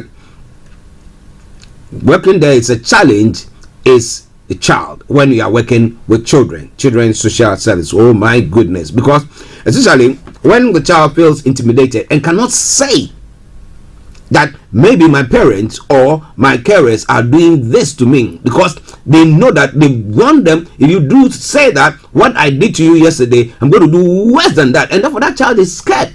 Now, so can you just imagine the social worker decided that, okay, I'm going to take this child from their family and place them somewhere. You will see you will see that these social workers, they don't care about that. So you see the dilemma of a social worker when it comes to children. With adults, at least they can tell you. But especially, when it comes to adults as well, when it comes to those who have not got the mental capability to analyze it, to be able to tell you exactly what is happening, and when they feel also under threat, they also seem some way somehow to just draw in and then will not be open up for conversation of the sort. But I think that is what might have caused that. So if the social worker, but the grandparents who were saying that they had pictures, why didn't they take those pictures? Why didn't they push it? So that these are the pictures that we say we have. Let the doctor, because it's not only the social worker, the medical staff has to also now, because the social worker is not a doctor to find out that this particular, or it's not a medical expert to find out that this particular bruise is something that is from maybe somebody hitting the child from. They can just say that, well, they were playing and he fell, and the child is saying, nothing is said to it. What do you do? Well, it is All Star Radio UK, your favorite African and Caribbean radio station in London. We hope that the investigations are done properly and the writings put in place so that lessons will be learned from it and no child will die this way from the evil hands of their carers or their parents or whichever is appropriate. All right then, Baby P, Victoria Columbia, and now at Labinjo Hughes as well. My oh my oh my. Starr Radio UK, your favorite African and Caribbean radio station in London. It's now gone 12 o'clock exactly. A minute after 12. My apologies. And let me announce the lines open. We take a break, some music, and then we come back. Well, if you want to join in the conversation, yes. Call us on 0208-133-2257 or 58, 0208-133-2257 or 58. Or you can text or WhatsApp at 0753-966-1744, 0753-966-1744. Or if you're in US or Canada or the Caribbean area, it's my apologies, 001718303273, 001718303273. make sure you get in touch with us. You can tweet at us as well. Twitter handle is Starr Radio UK, and email address is info@starradiouk.com. My producer says I should touch on one other story before I take the break. So let's quickly touch on that story. And that pertains to Storm Barra, which is coming to the UK. It started from Northern Ireland, hitting Northern Ireland already. And the story says that Storm Barra has brought strong winds, heavy rain, and snow to Northern Ireland with a yellow weather warning in place until 09 hours GMT on Wednesday. Now, more than 1,000 customers are without power due to damage to the network, according to Northern Ireland Electricity. In the Republic of Ireland, a red warning, the highest alert level, is in effect across the parts of the southwest. Now, schools have been closed across 12 counties, and 59,000 homes and businesses are without power. Now, yellow warning for rain and wind and snow are in place across most of the UK. In Scotland, the storm threatens disruption to areas still recovering from Storm Arwen. Now, it goes on further to say the Met Erin reported that counties Cork, Kerry and Clare are expected to face gusts of more than 130 kilometers per hour or 80 miles per hour, as well as a combination of coastal flooding, high tides and storm surges. Now, Irish National Broadcaster has reported that the gust of 113 was recorded at 06 hours on Sherkin Island, just off the coast of Cork, and in Cork City, the River Lee has spilled over on the city quays. The next warning level, status orange, will be in effect for a time across counties: Limerick, Waterford, Galloway, Mayo, Wexford, Dublin, Louth, Wicklow and East Meath. So make sure, if you are living in that area or wherever, if your travel today is not that important, please do your best to avoid traveling, especially on the motorway. When you travel on the motorway when it's windy, my goodness, especially you have a big truck going by you. You don't want to know that. But it's all Starr Radio UK, your favorite African and Caribbean radio station in London. Let's take a quick break. We come back and we continue with the show. Stay tuned. Don't you go away. 4 minutes past the top of the hour at the time, the morning show, the program. I am Archie. Welcome to Gabby Dave Global. We are a UK-based online e-commerce store, the first of its kind with license to trade in African products. Some of the products are clothing brands and all beauty accessories, hair and beauty brands, natural aphrodisiacs, processed and dried unprocessed food. Our mission at Gabby Dave is to connect African and Caribbean businesses to customers globally. At Gabby Dave, we ensure our sellers get the best deal for their products. We are not just here to help you reach a wider audience. We are also a distribution center to support business growth by fulfilling orders to your customers from our warehouse, making sure customers receive their products on time. We are inviting all Black-owned businesses to trade on our platform because we strongly believe Africans have a unique brand the customer would appreciate globally. So get in touch today and let us make your product and business go far. Here are some of the benefits of using Gabby Dave Global. User-friendly platform, track your shipment, online support, transparent process, multiple SKUs, multiple products, a platform that encourages manufacturers as well as traders. Our marketing and PR interventions amplifies yours. Organized products and categories for easy access and navigation. Access to global community, especially within UK and Europe.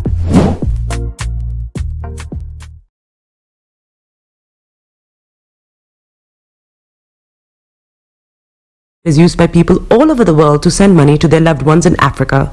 With SendWave, you can send money to Ghana, Nigeria, Kenya, Uganda, and Tanzania. And the best part is, SendWave is absolutely commission-free. Our exchange rates are excellent. You can see for yourself by checking them out on our website. So how do you use SendWave? SendWave is an app that you can download onto your phone from the App Store or Google Play Store. The app is free to download.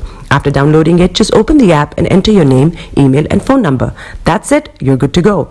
Make sure you use the promo code SR, S for Star, R for Radio. This promo code will give you £5 free credit to send to Africa on your first transaction. Your money will be delivered to your recipient within seconds. Feel free to call me on 0749 7377 647 at any time. I'll be happy to tell you all about SendWave and help you in any way I can. Remember to use the promo code SR for £5 free credit. Medasse. Hi everyone, it's your girl BB Clement, the author of How to Go from Employee to Entrepreneur and the host of your weekly business show, BB Means Business, the show where we discuss everything you ever wanted to know about business but you were afraid to ask. How do I start my business? How do I raise the finance? How do I grow my business? Where am I going to find my customers? Join me every Tuesday at 1:30 p.m. on Starr Radio UK to get all the information and tips that you need to become a successful entrepreneur and become financially free. Remember, don't let life dictate to you. Rather, put your signature on life.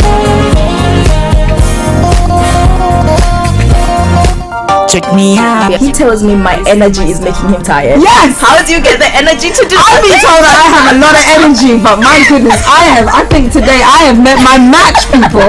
I have met my match, Miss Suzanne. Wow, amazing. One of the things that's the start of the darkness. The of darkness. So what did that myself and the world will adjust. And 2019, forget the proverbial boardroom. Join me, Simone Frazier, on the CEO, the program that gives you the driving seat over your life. Every Tuesday, 8 p.m. only on Starr Radio.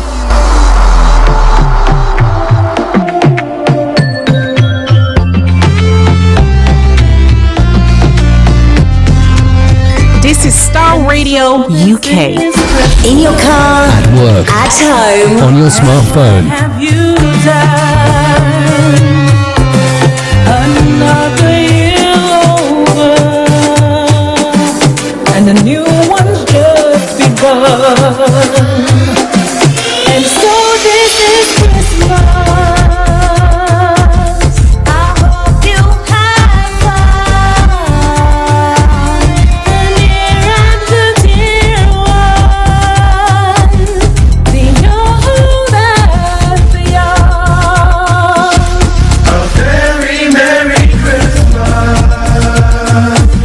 and a Happy New Year. Let's hope it's a good one without any fear. Oh, this मेरी Christmas है, कमजोर और मजबूर, अमीर और गरीबी है, जग इतने लंबी है. And so happy Christmas for black and for white, for Maria y rojo. Dejaremos de luchar, así, así. A very Merry Christmas and a Happy New Year. Let's hope it's a good one without any fear.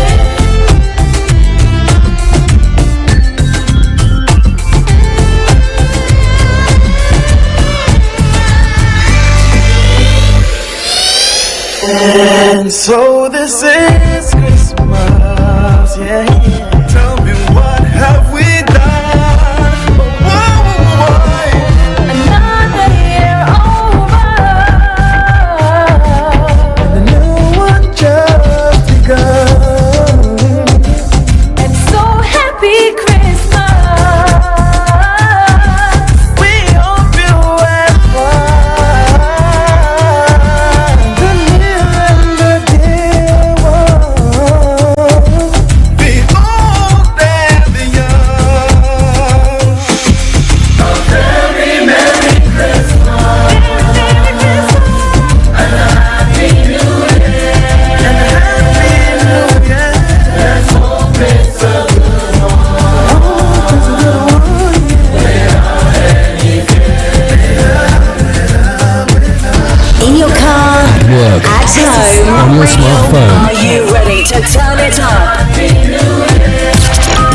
Broadcasting worldwide, online 24/7.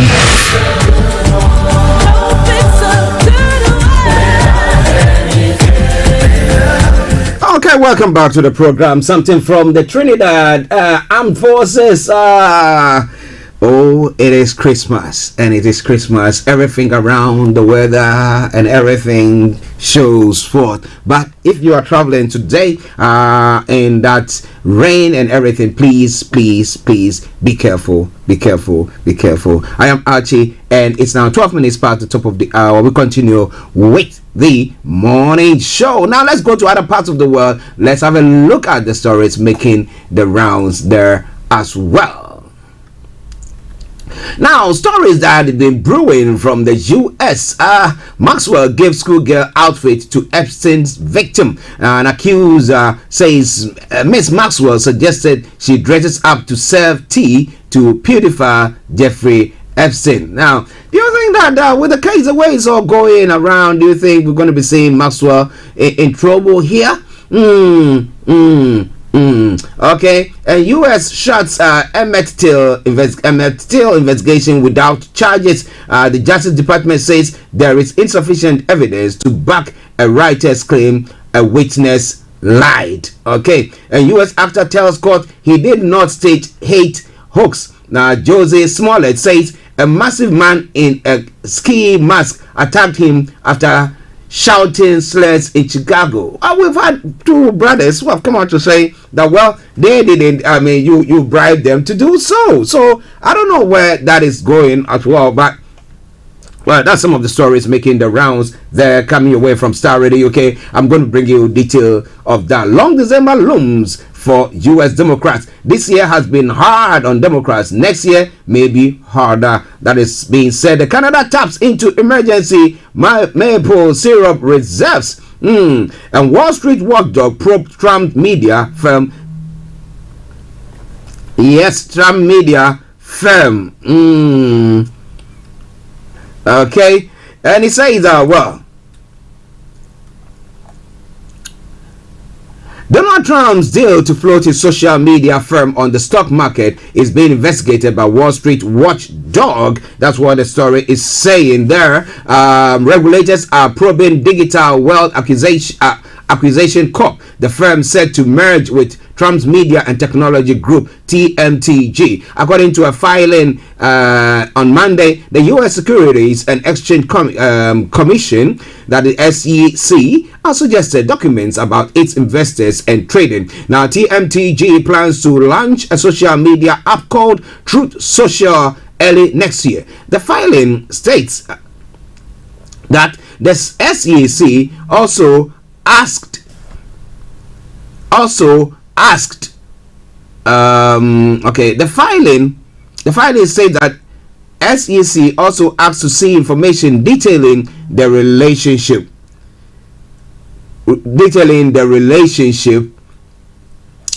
between Digital Wealth and TMTG. It also said the Financial Industry Regulator Authority FINRA is probing the deal as well. The SEC said it does not comment on the existence or non-existence of possible investigation. Well, we'll see what happens. Well, he'll go on to do whatever he has to do, but what do you think about that?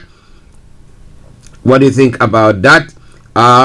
It's all Starr Radio UK. Starr Radio UK, your favorite African and Caribbean radio station in London, and it is now gone exactly 16 minutes past the top of the hour.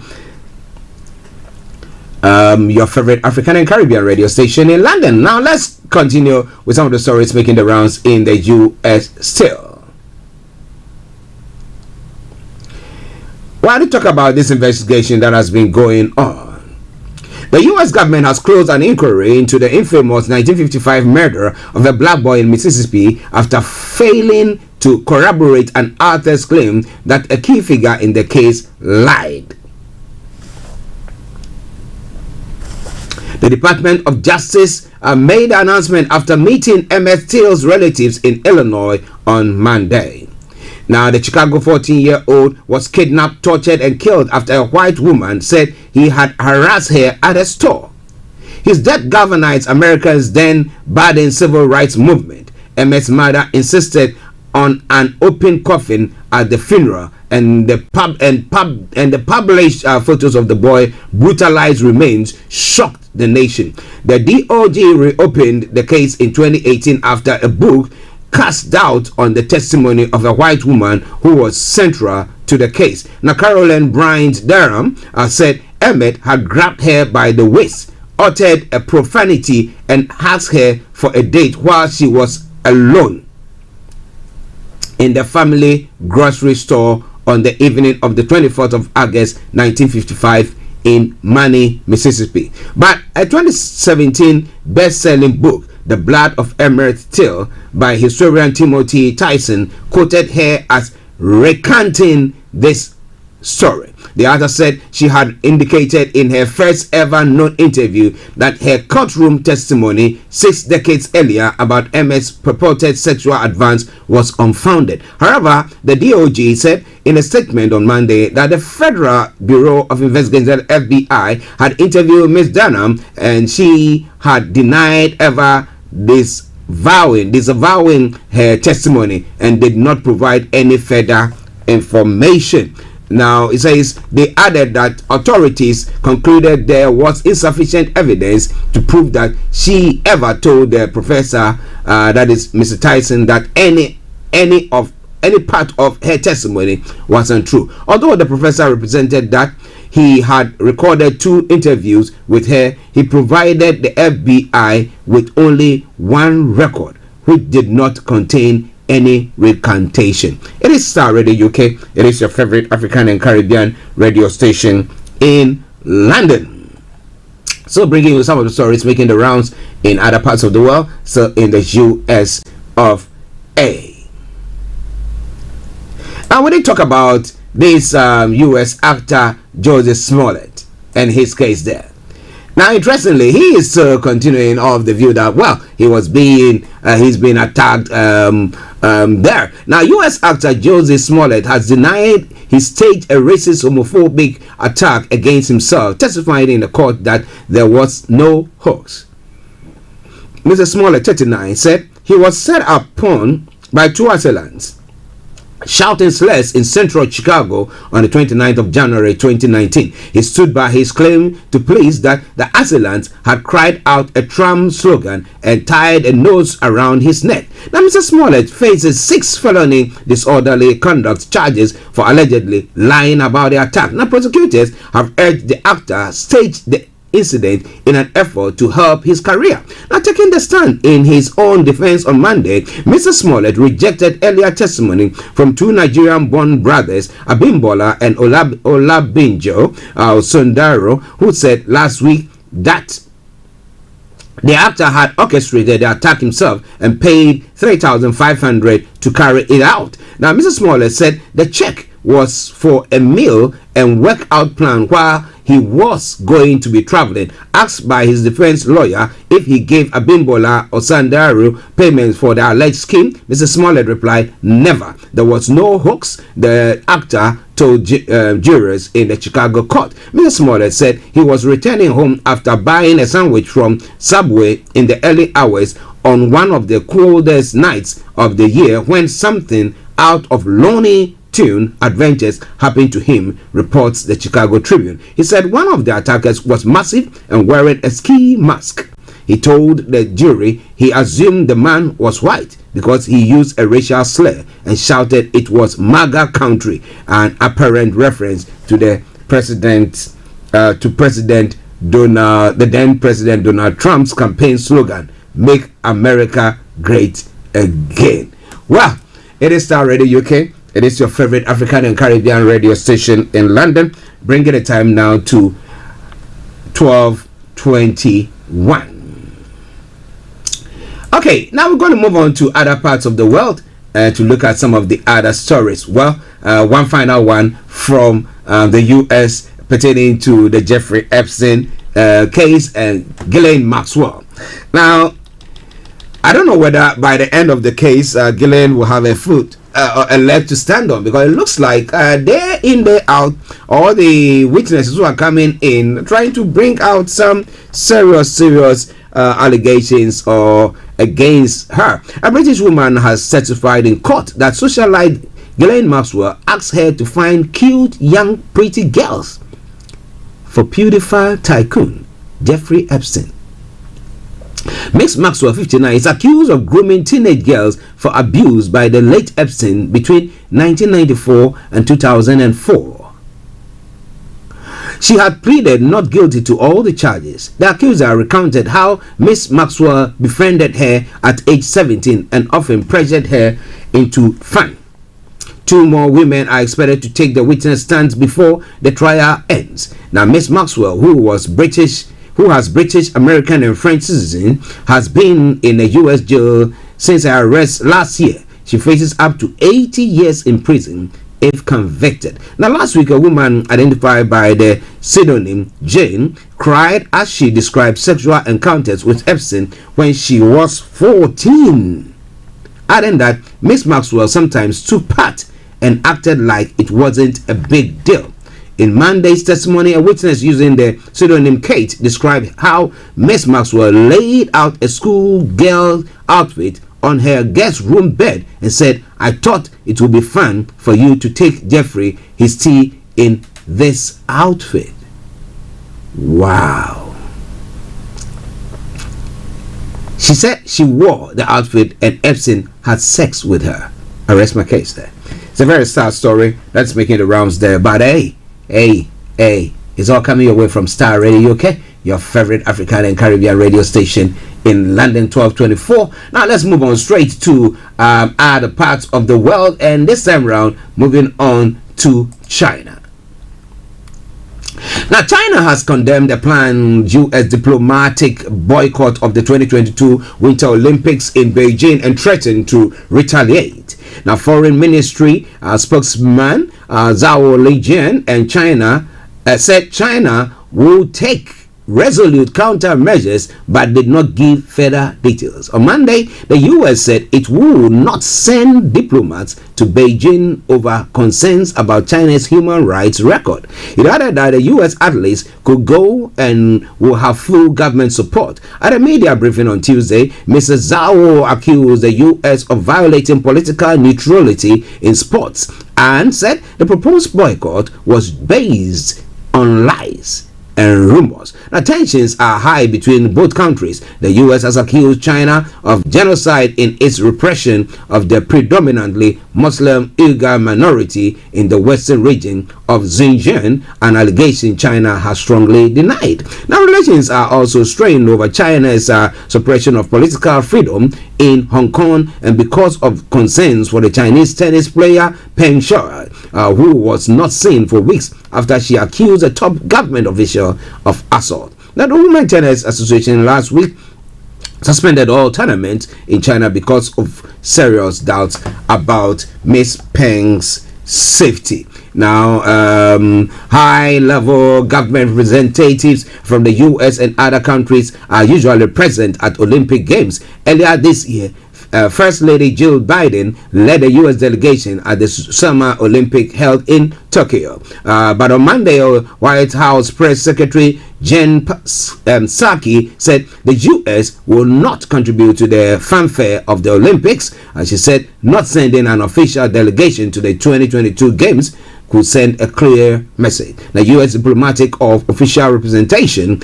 will treat these games as business as usual in the face of egregious human rights abuses and atrocities in Xinjiang, she said. We simply can't do that. However, Ms. Psaki added that the U.S. government did not feel it was right to penalize athletes who had been training for this moment. So the Chinese also say, okay, we're not allowing your athletes to also come in. Let them boycott. What will happen on that?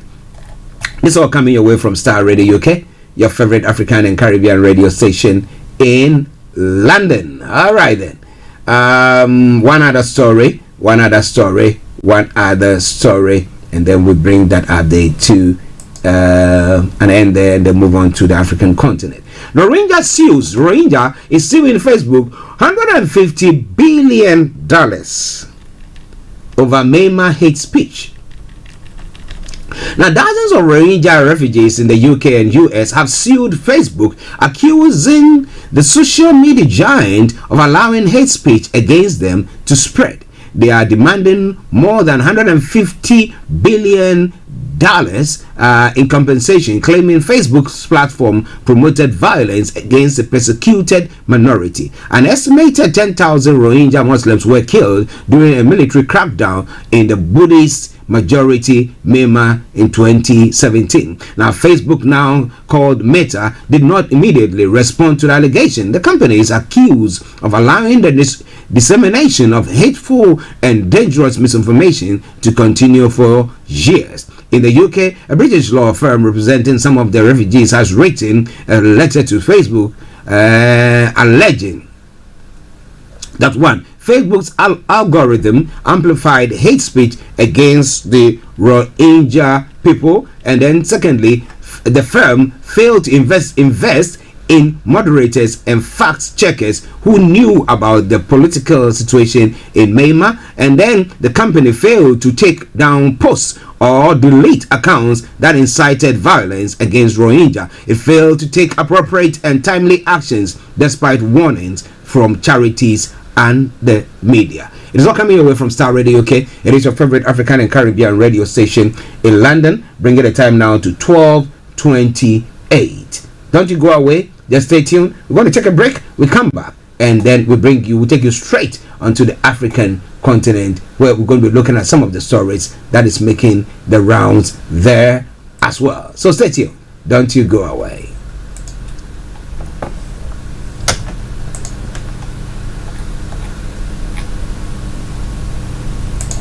Welcome to Gabby Dave Global.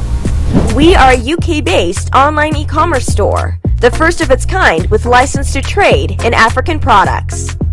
Some of the products are clothing brands and all beauty accessories, hair and beauty brands, natural aphrodisiacs, processed and dried unprocessed food. Our mission at Gabby Dave is to connect African and Caribbean businesses to customers globally. At Gabby Dave, we ensure our sellers get the best deal for their products. We are not just here to help you reach a wider audience. We are also a distribution center to support business growth by fulfilling orders to your customers from our warehouse, making sure customers receive their products on time. We are inviting all Black-owned businesses to trade on our platform because we strongly believe Africans have a unique brand the customer would appreciate globally. So get in touch today and let us make your product and business go far. Here are some of the benefits of using Gabby Dave Global. User-friendly platform, track your shipment, online support, transparent process, multiple SKUs, multiple products, a platform that encourages manufacturers as well as traders. Our marketing and PR interventions amplifies yours. Organized products and categories for easy access and navigation. Access to global community, especially within UK and Europe.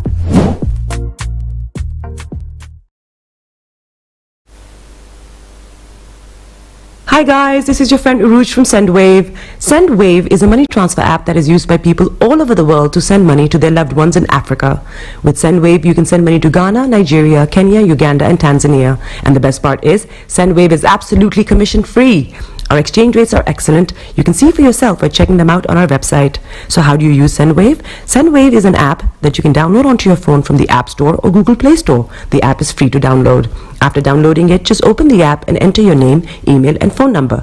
That's it. You're good to go. Make sure you use the promo code SR. S for Star, R for Radio. This promo code will give you £5 free credit to send to Africa on your first transaction. Your money will be delivered to your recipient within seconds. Feel free to call me on 0749 7377 647 at any time. I'll be happy to tell you all about SendWave and help you in any way I can. Remember to use the promo code SR for £5 free credit. Medasse.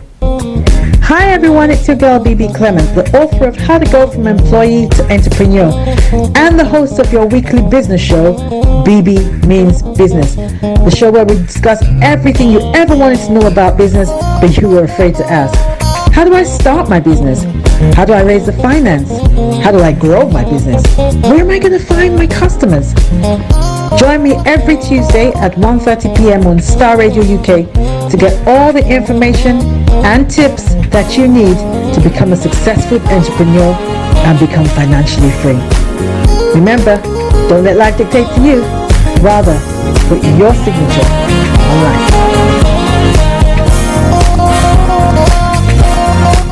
Check me out. He tells me my energy is making him tired. Yes! How do you get the energy to do I've been told that I have a lot of energy, but my goodness, I think today I have met my match, people.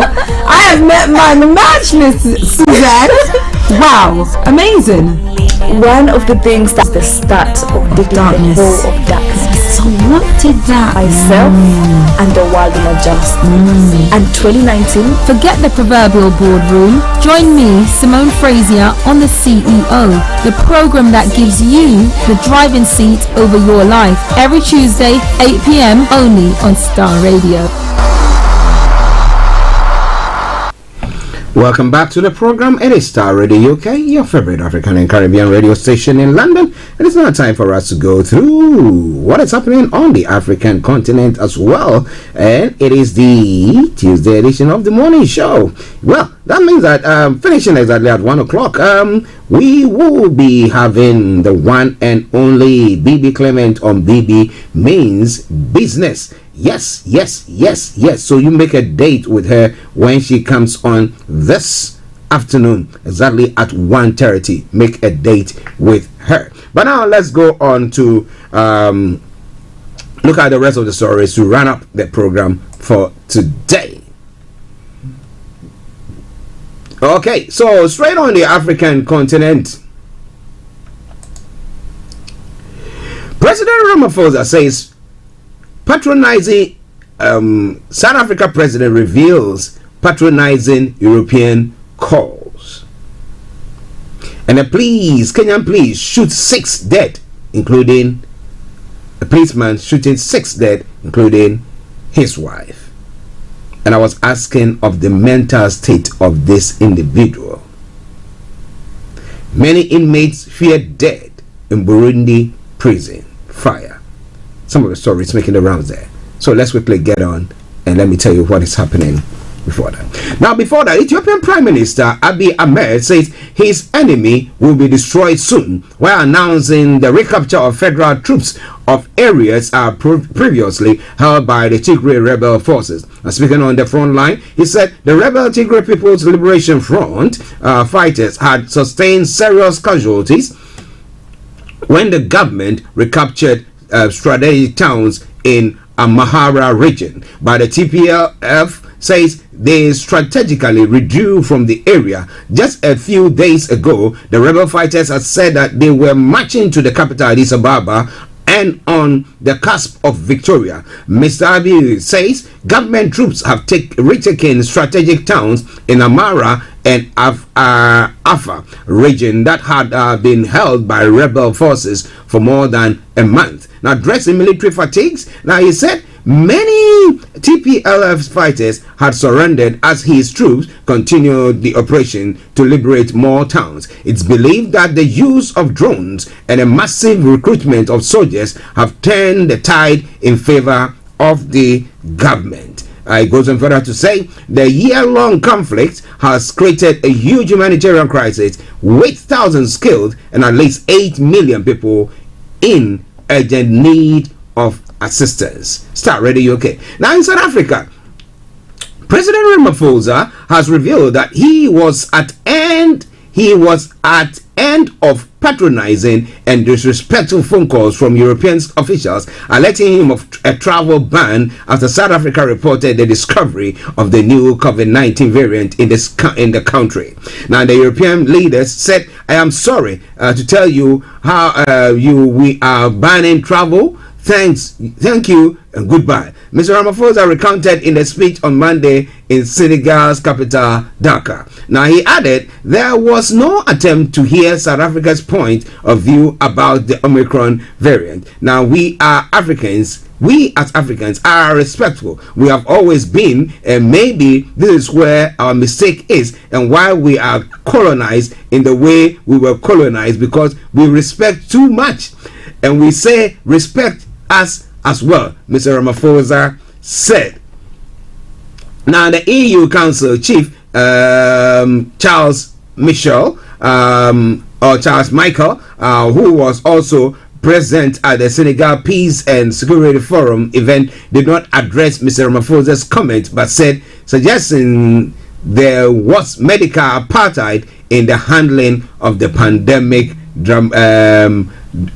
was dramatic, and that is what he has said there. Now, the final story before we touch in Ghana. Now, Kenya's policeman has shot 6 people and shot himself as well. The story says a police officer in Kenya shot dead his wife and 5 other people with an AK-47 in the early hours of Tuesday morning, officials have said. Now, a neighbor heard a loud bang after the officer's home at the officer's home at 01 hours local time, according to a police report. The policeman then went on what officials are calling a shooting spree in Kabeti near the capital Nairobi, killing 5 others. The officer later took his own life, a police statement has said.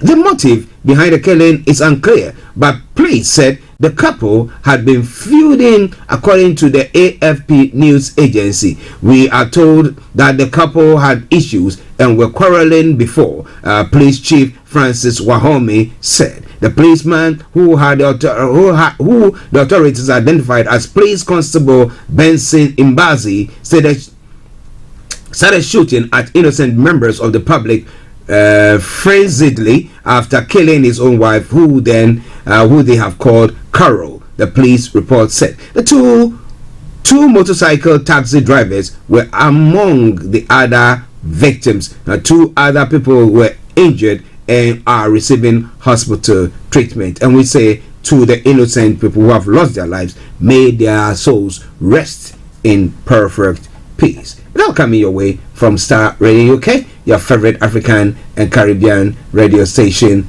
in London. Well, a Benin court has sentenced political opponents to 10 years in prison. And what does that say when it comes to Chief Sunday Igboho? A court in Benin has condemned academic political opponents Joel Avo to 10 years behind bars. The former presidential candidate was detained last April, the day after President Patrice Talon was re-elected with 86% of the vote. Joel Avo rejected the accusation of conspiracy against the state and money laundering, denouncing the role of the court in silencing the opposition. Rich businessman Patrice Talon was first elected in 2016 and is accused of authoritarianism by his opponents. Well, this is what is happening there. So what is going to be the repercussion when it comes to, or reprisal effect when it comes to Sunday Igboho, who is in incarceration in that part of the world? Is it going to say, well, he's an opponent of Buhari and therefore needs to be sent down, or just repatriated, or yes, to Nigeria? Well, it is All Starr Radio UK. It is your favorite African and Caribbean radio station in London. Bringing the time now to 20 minutes to the top of the hour, and let's go to Ghana, where it's all happening there. Okay, before we go to Ghana, well, the police have dispersed opposition rally in Gambia. Why? Because the story says the authorities in Gambia have used tear gas to disperse demonstrators protesting the results of the presidential election. The incident occurred outside the residence of opposition leader Wasino Dabo. Before violence erupted, Dabo appeared to supporters to avoid violence and follow legal procedures to investigate potential irregularities. The opposition supporters reject the victory of President Adama Barrow. According to official results, Barrow reached around 53% of the vote against 28% of the main opposition contender. The presidential election was held on Saturday, and nearly 860,000 people participated in the scrutiny. So, what is going to happen there? Well, It is Starr Radio UK, your favorite African and Caribbean radio station in London. Now, let's look at some of the stories that is making the race, the headlines from Ghana as well. That will be after this short break or commercial break. Stay tuned. Welcome to Gabby Dave Global. We are a UK-based online e-commerce store, the first of its kind with license to trade in African products. Some of the products are clothing brands and all beauty accessories, hair and beauty brands, natural aphrodisiacs, processed and dried unprocessed food. Our mission at Gabby Dave is to connect African and Caribbean businesses to customers globally. At Gabby Dave, we ensure our sellers get the best deal for their products. We are not just here to help you reach a wider audience. We are also a distribution center to support business growth by fulfilling orders to your customers from our warehouse, making sure customers receive their products on time.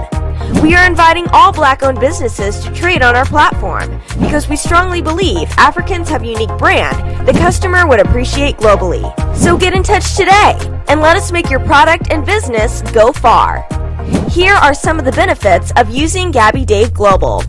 User-friendly platform, track your shipment, online support, transparent process, multiple SKUs, multiple products, a platform that encourages manufacturers as well as traders. Our marketing and PR interventions amplifies yours. Organized products and categories for easy access and navigation.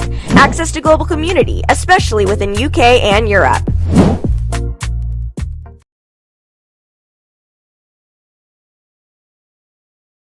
Red African and Caribbean radio station in London.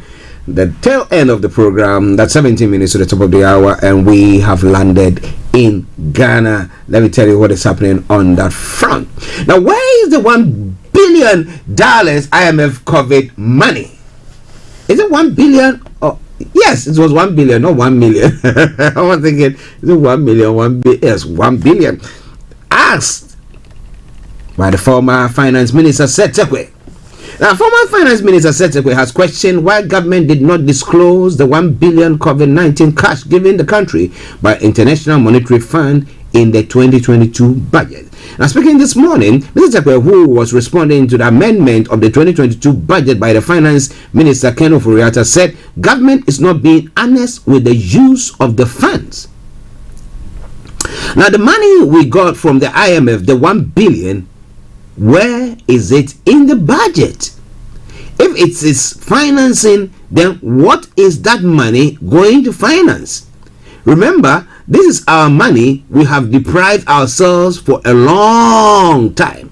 It is our capital with the IMF which has appreciated and has taken that money, and we are not telling Parliament this and that project we have done, he stated. It goes on further to say the former minister for finance further stated that the government failed to bring clarity in the 2022 budget presented to Parliament. Now he goes on further to say, now what will you have to do? What you have to do is to take the budget items one by one. Where am I going to raise revenue? Where am I going to reduce expenditure? That is the most difficult one because it requires some strategy to tell people that this government policy seems to be working, he added. Now, when we talk about IMF, people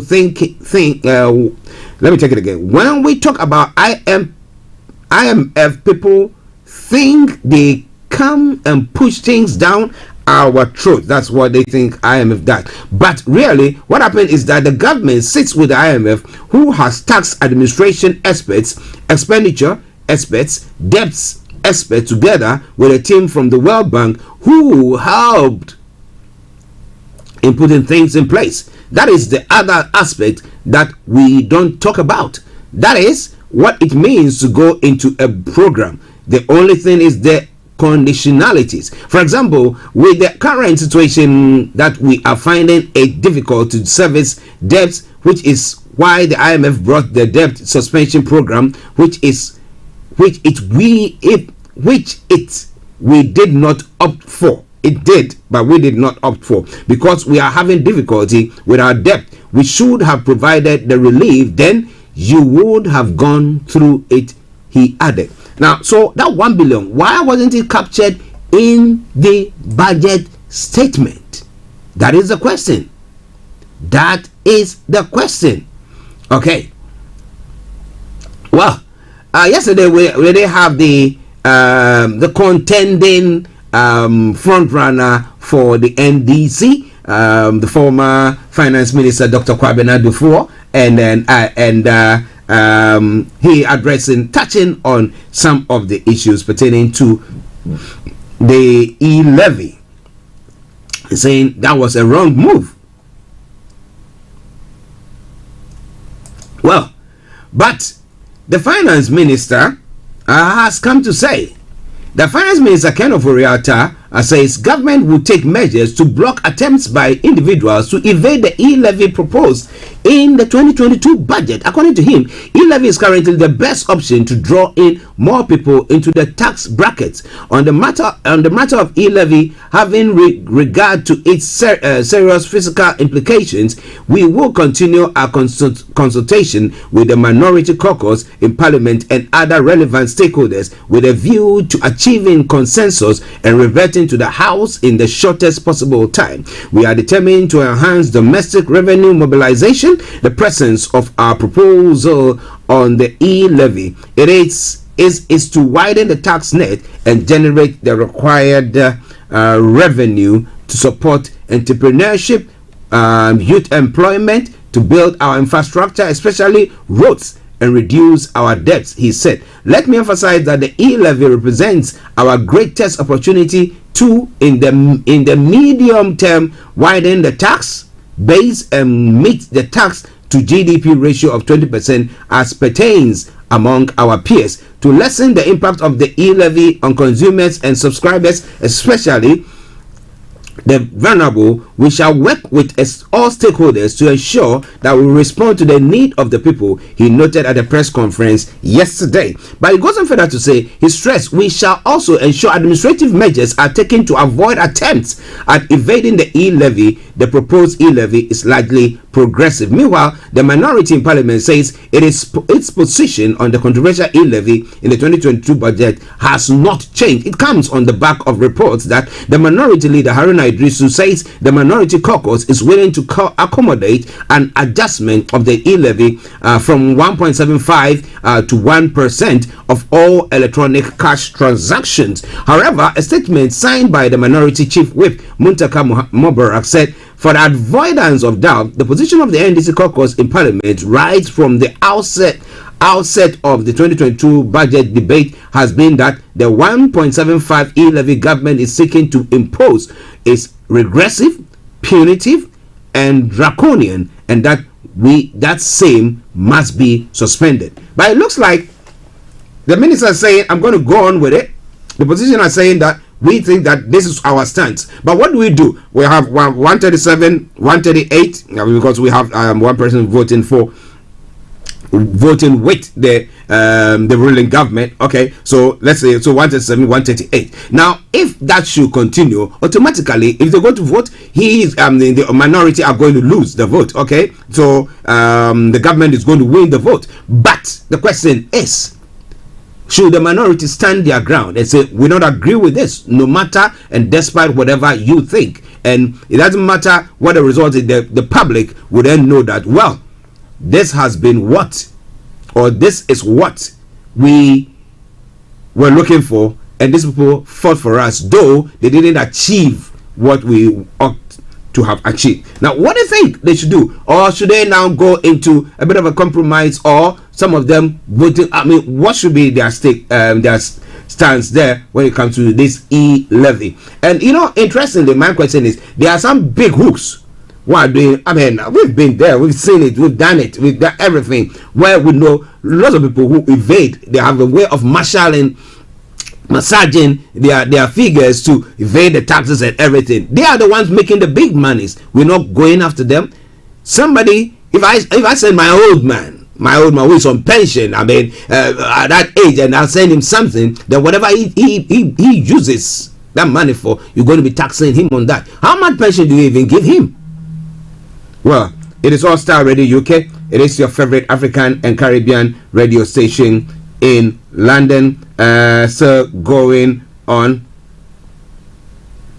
I got Kojo who is trying to call me on the program, but let's see what is happening.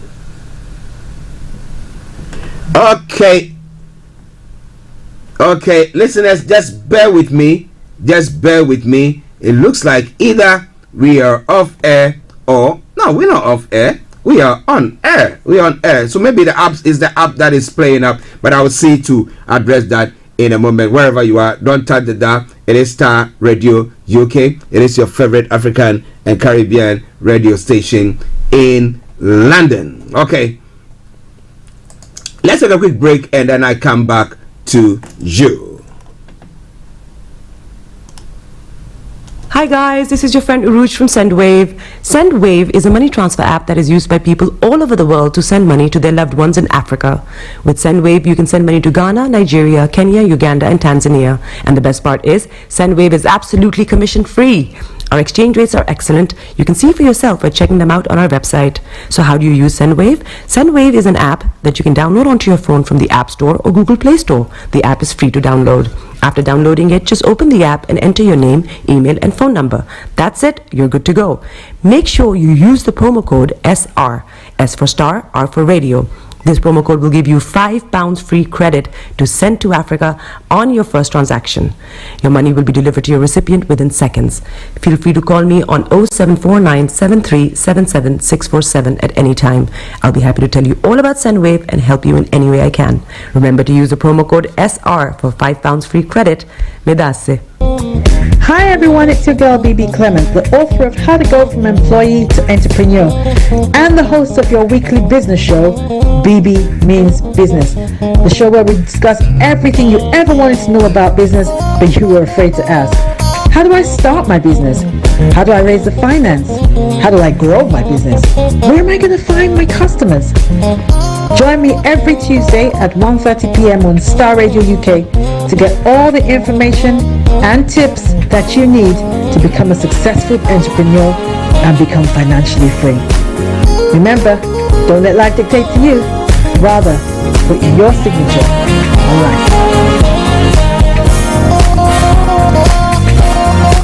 Check me out. He tells me my energy is making him tired. Yes! How do you get the energy to do I've been told that I have a lot of energy, but my goodness, I think today I have met my match, people. I have met my match, Miss Suzanne. Wow, amazing. One of the things that's the start of the darkness. Of darkness. So what did that myself and the world will adjust. And 2019. Forget the proverbial boardroom. Join me, Simone Frazier, on the CEO, the program that gives you the driving seat over your life. Every Tuesday, 8 p.m. only on Star Radio. Okay, listeners, my apologies to those of you who are listening or watching us live on our listening to us on our apps. I heard that some of you were not getting the feed from there. Yes, it's been sorted out at the moment, but we're going to be running up the program pretty soon. Kojo D, let me say thank you very much. He called to alert me on that. Okay. Well.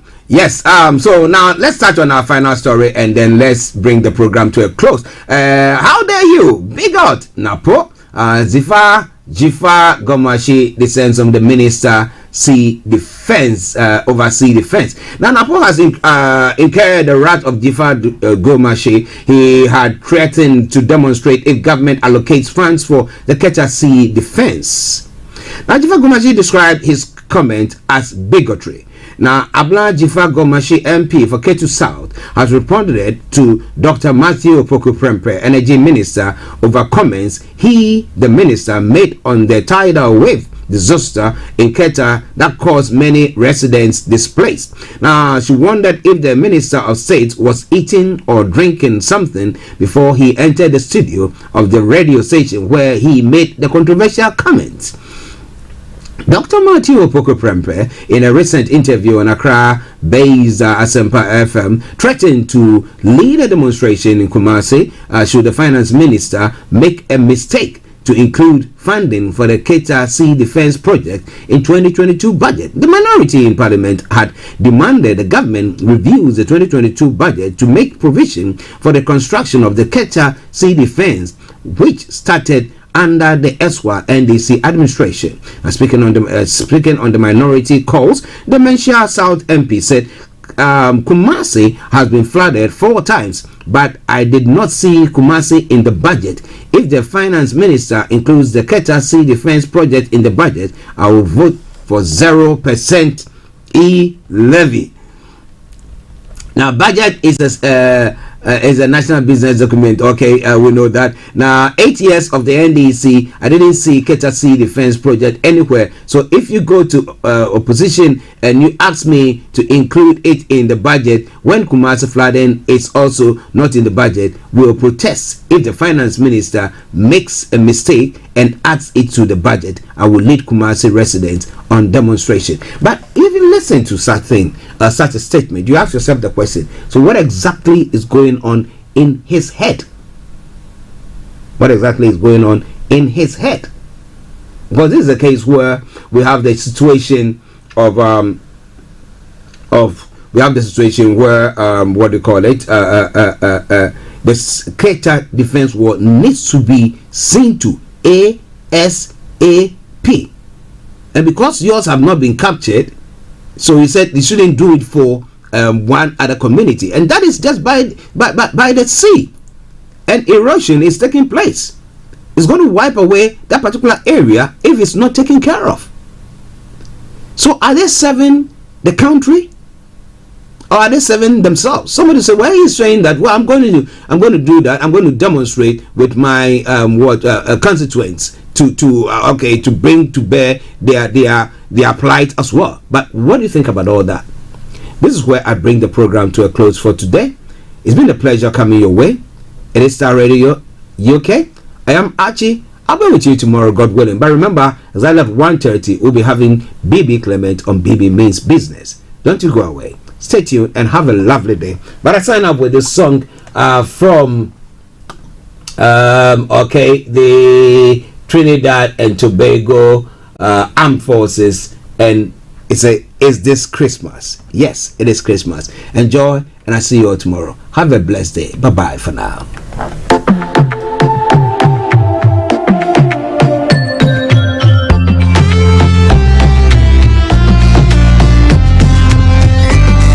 And so this is Christmas, and what have you done? Another year over, and a new one's just begun. And so this is Christmas. I hope you have fun, the near and the dear one, the old and the young.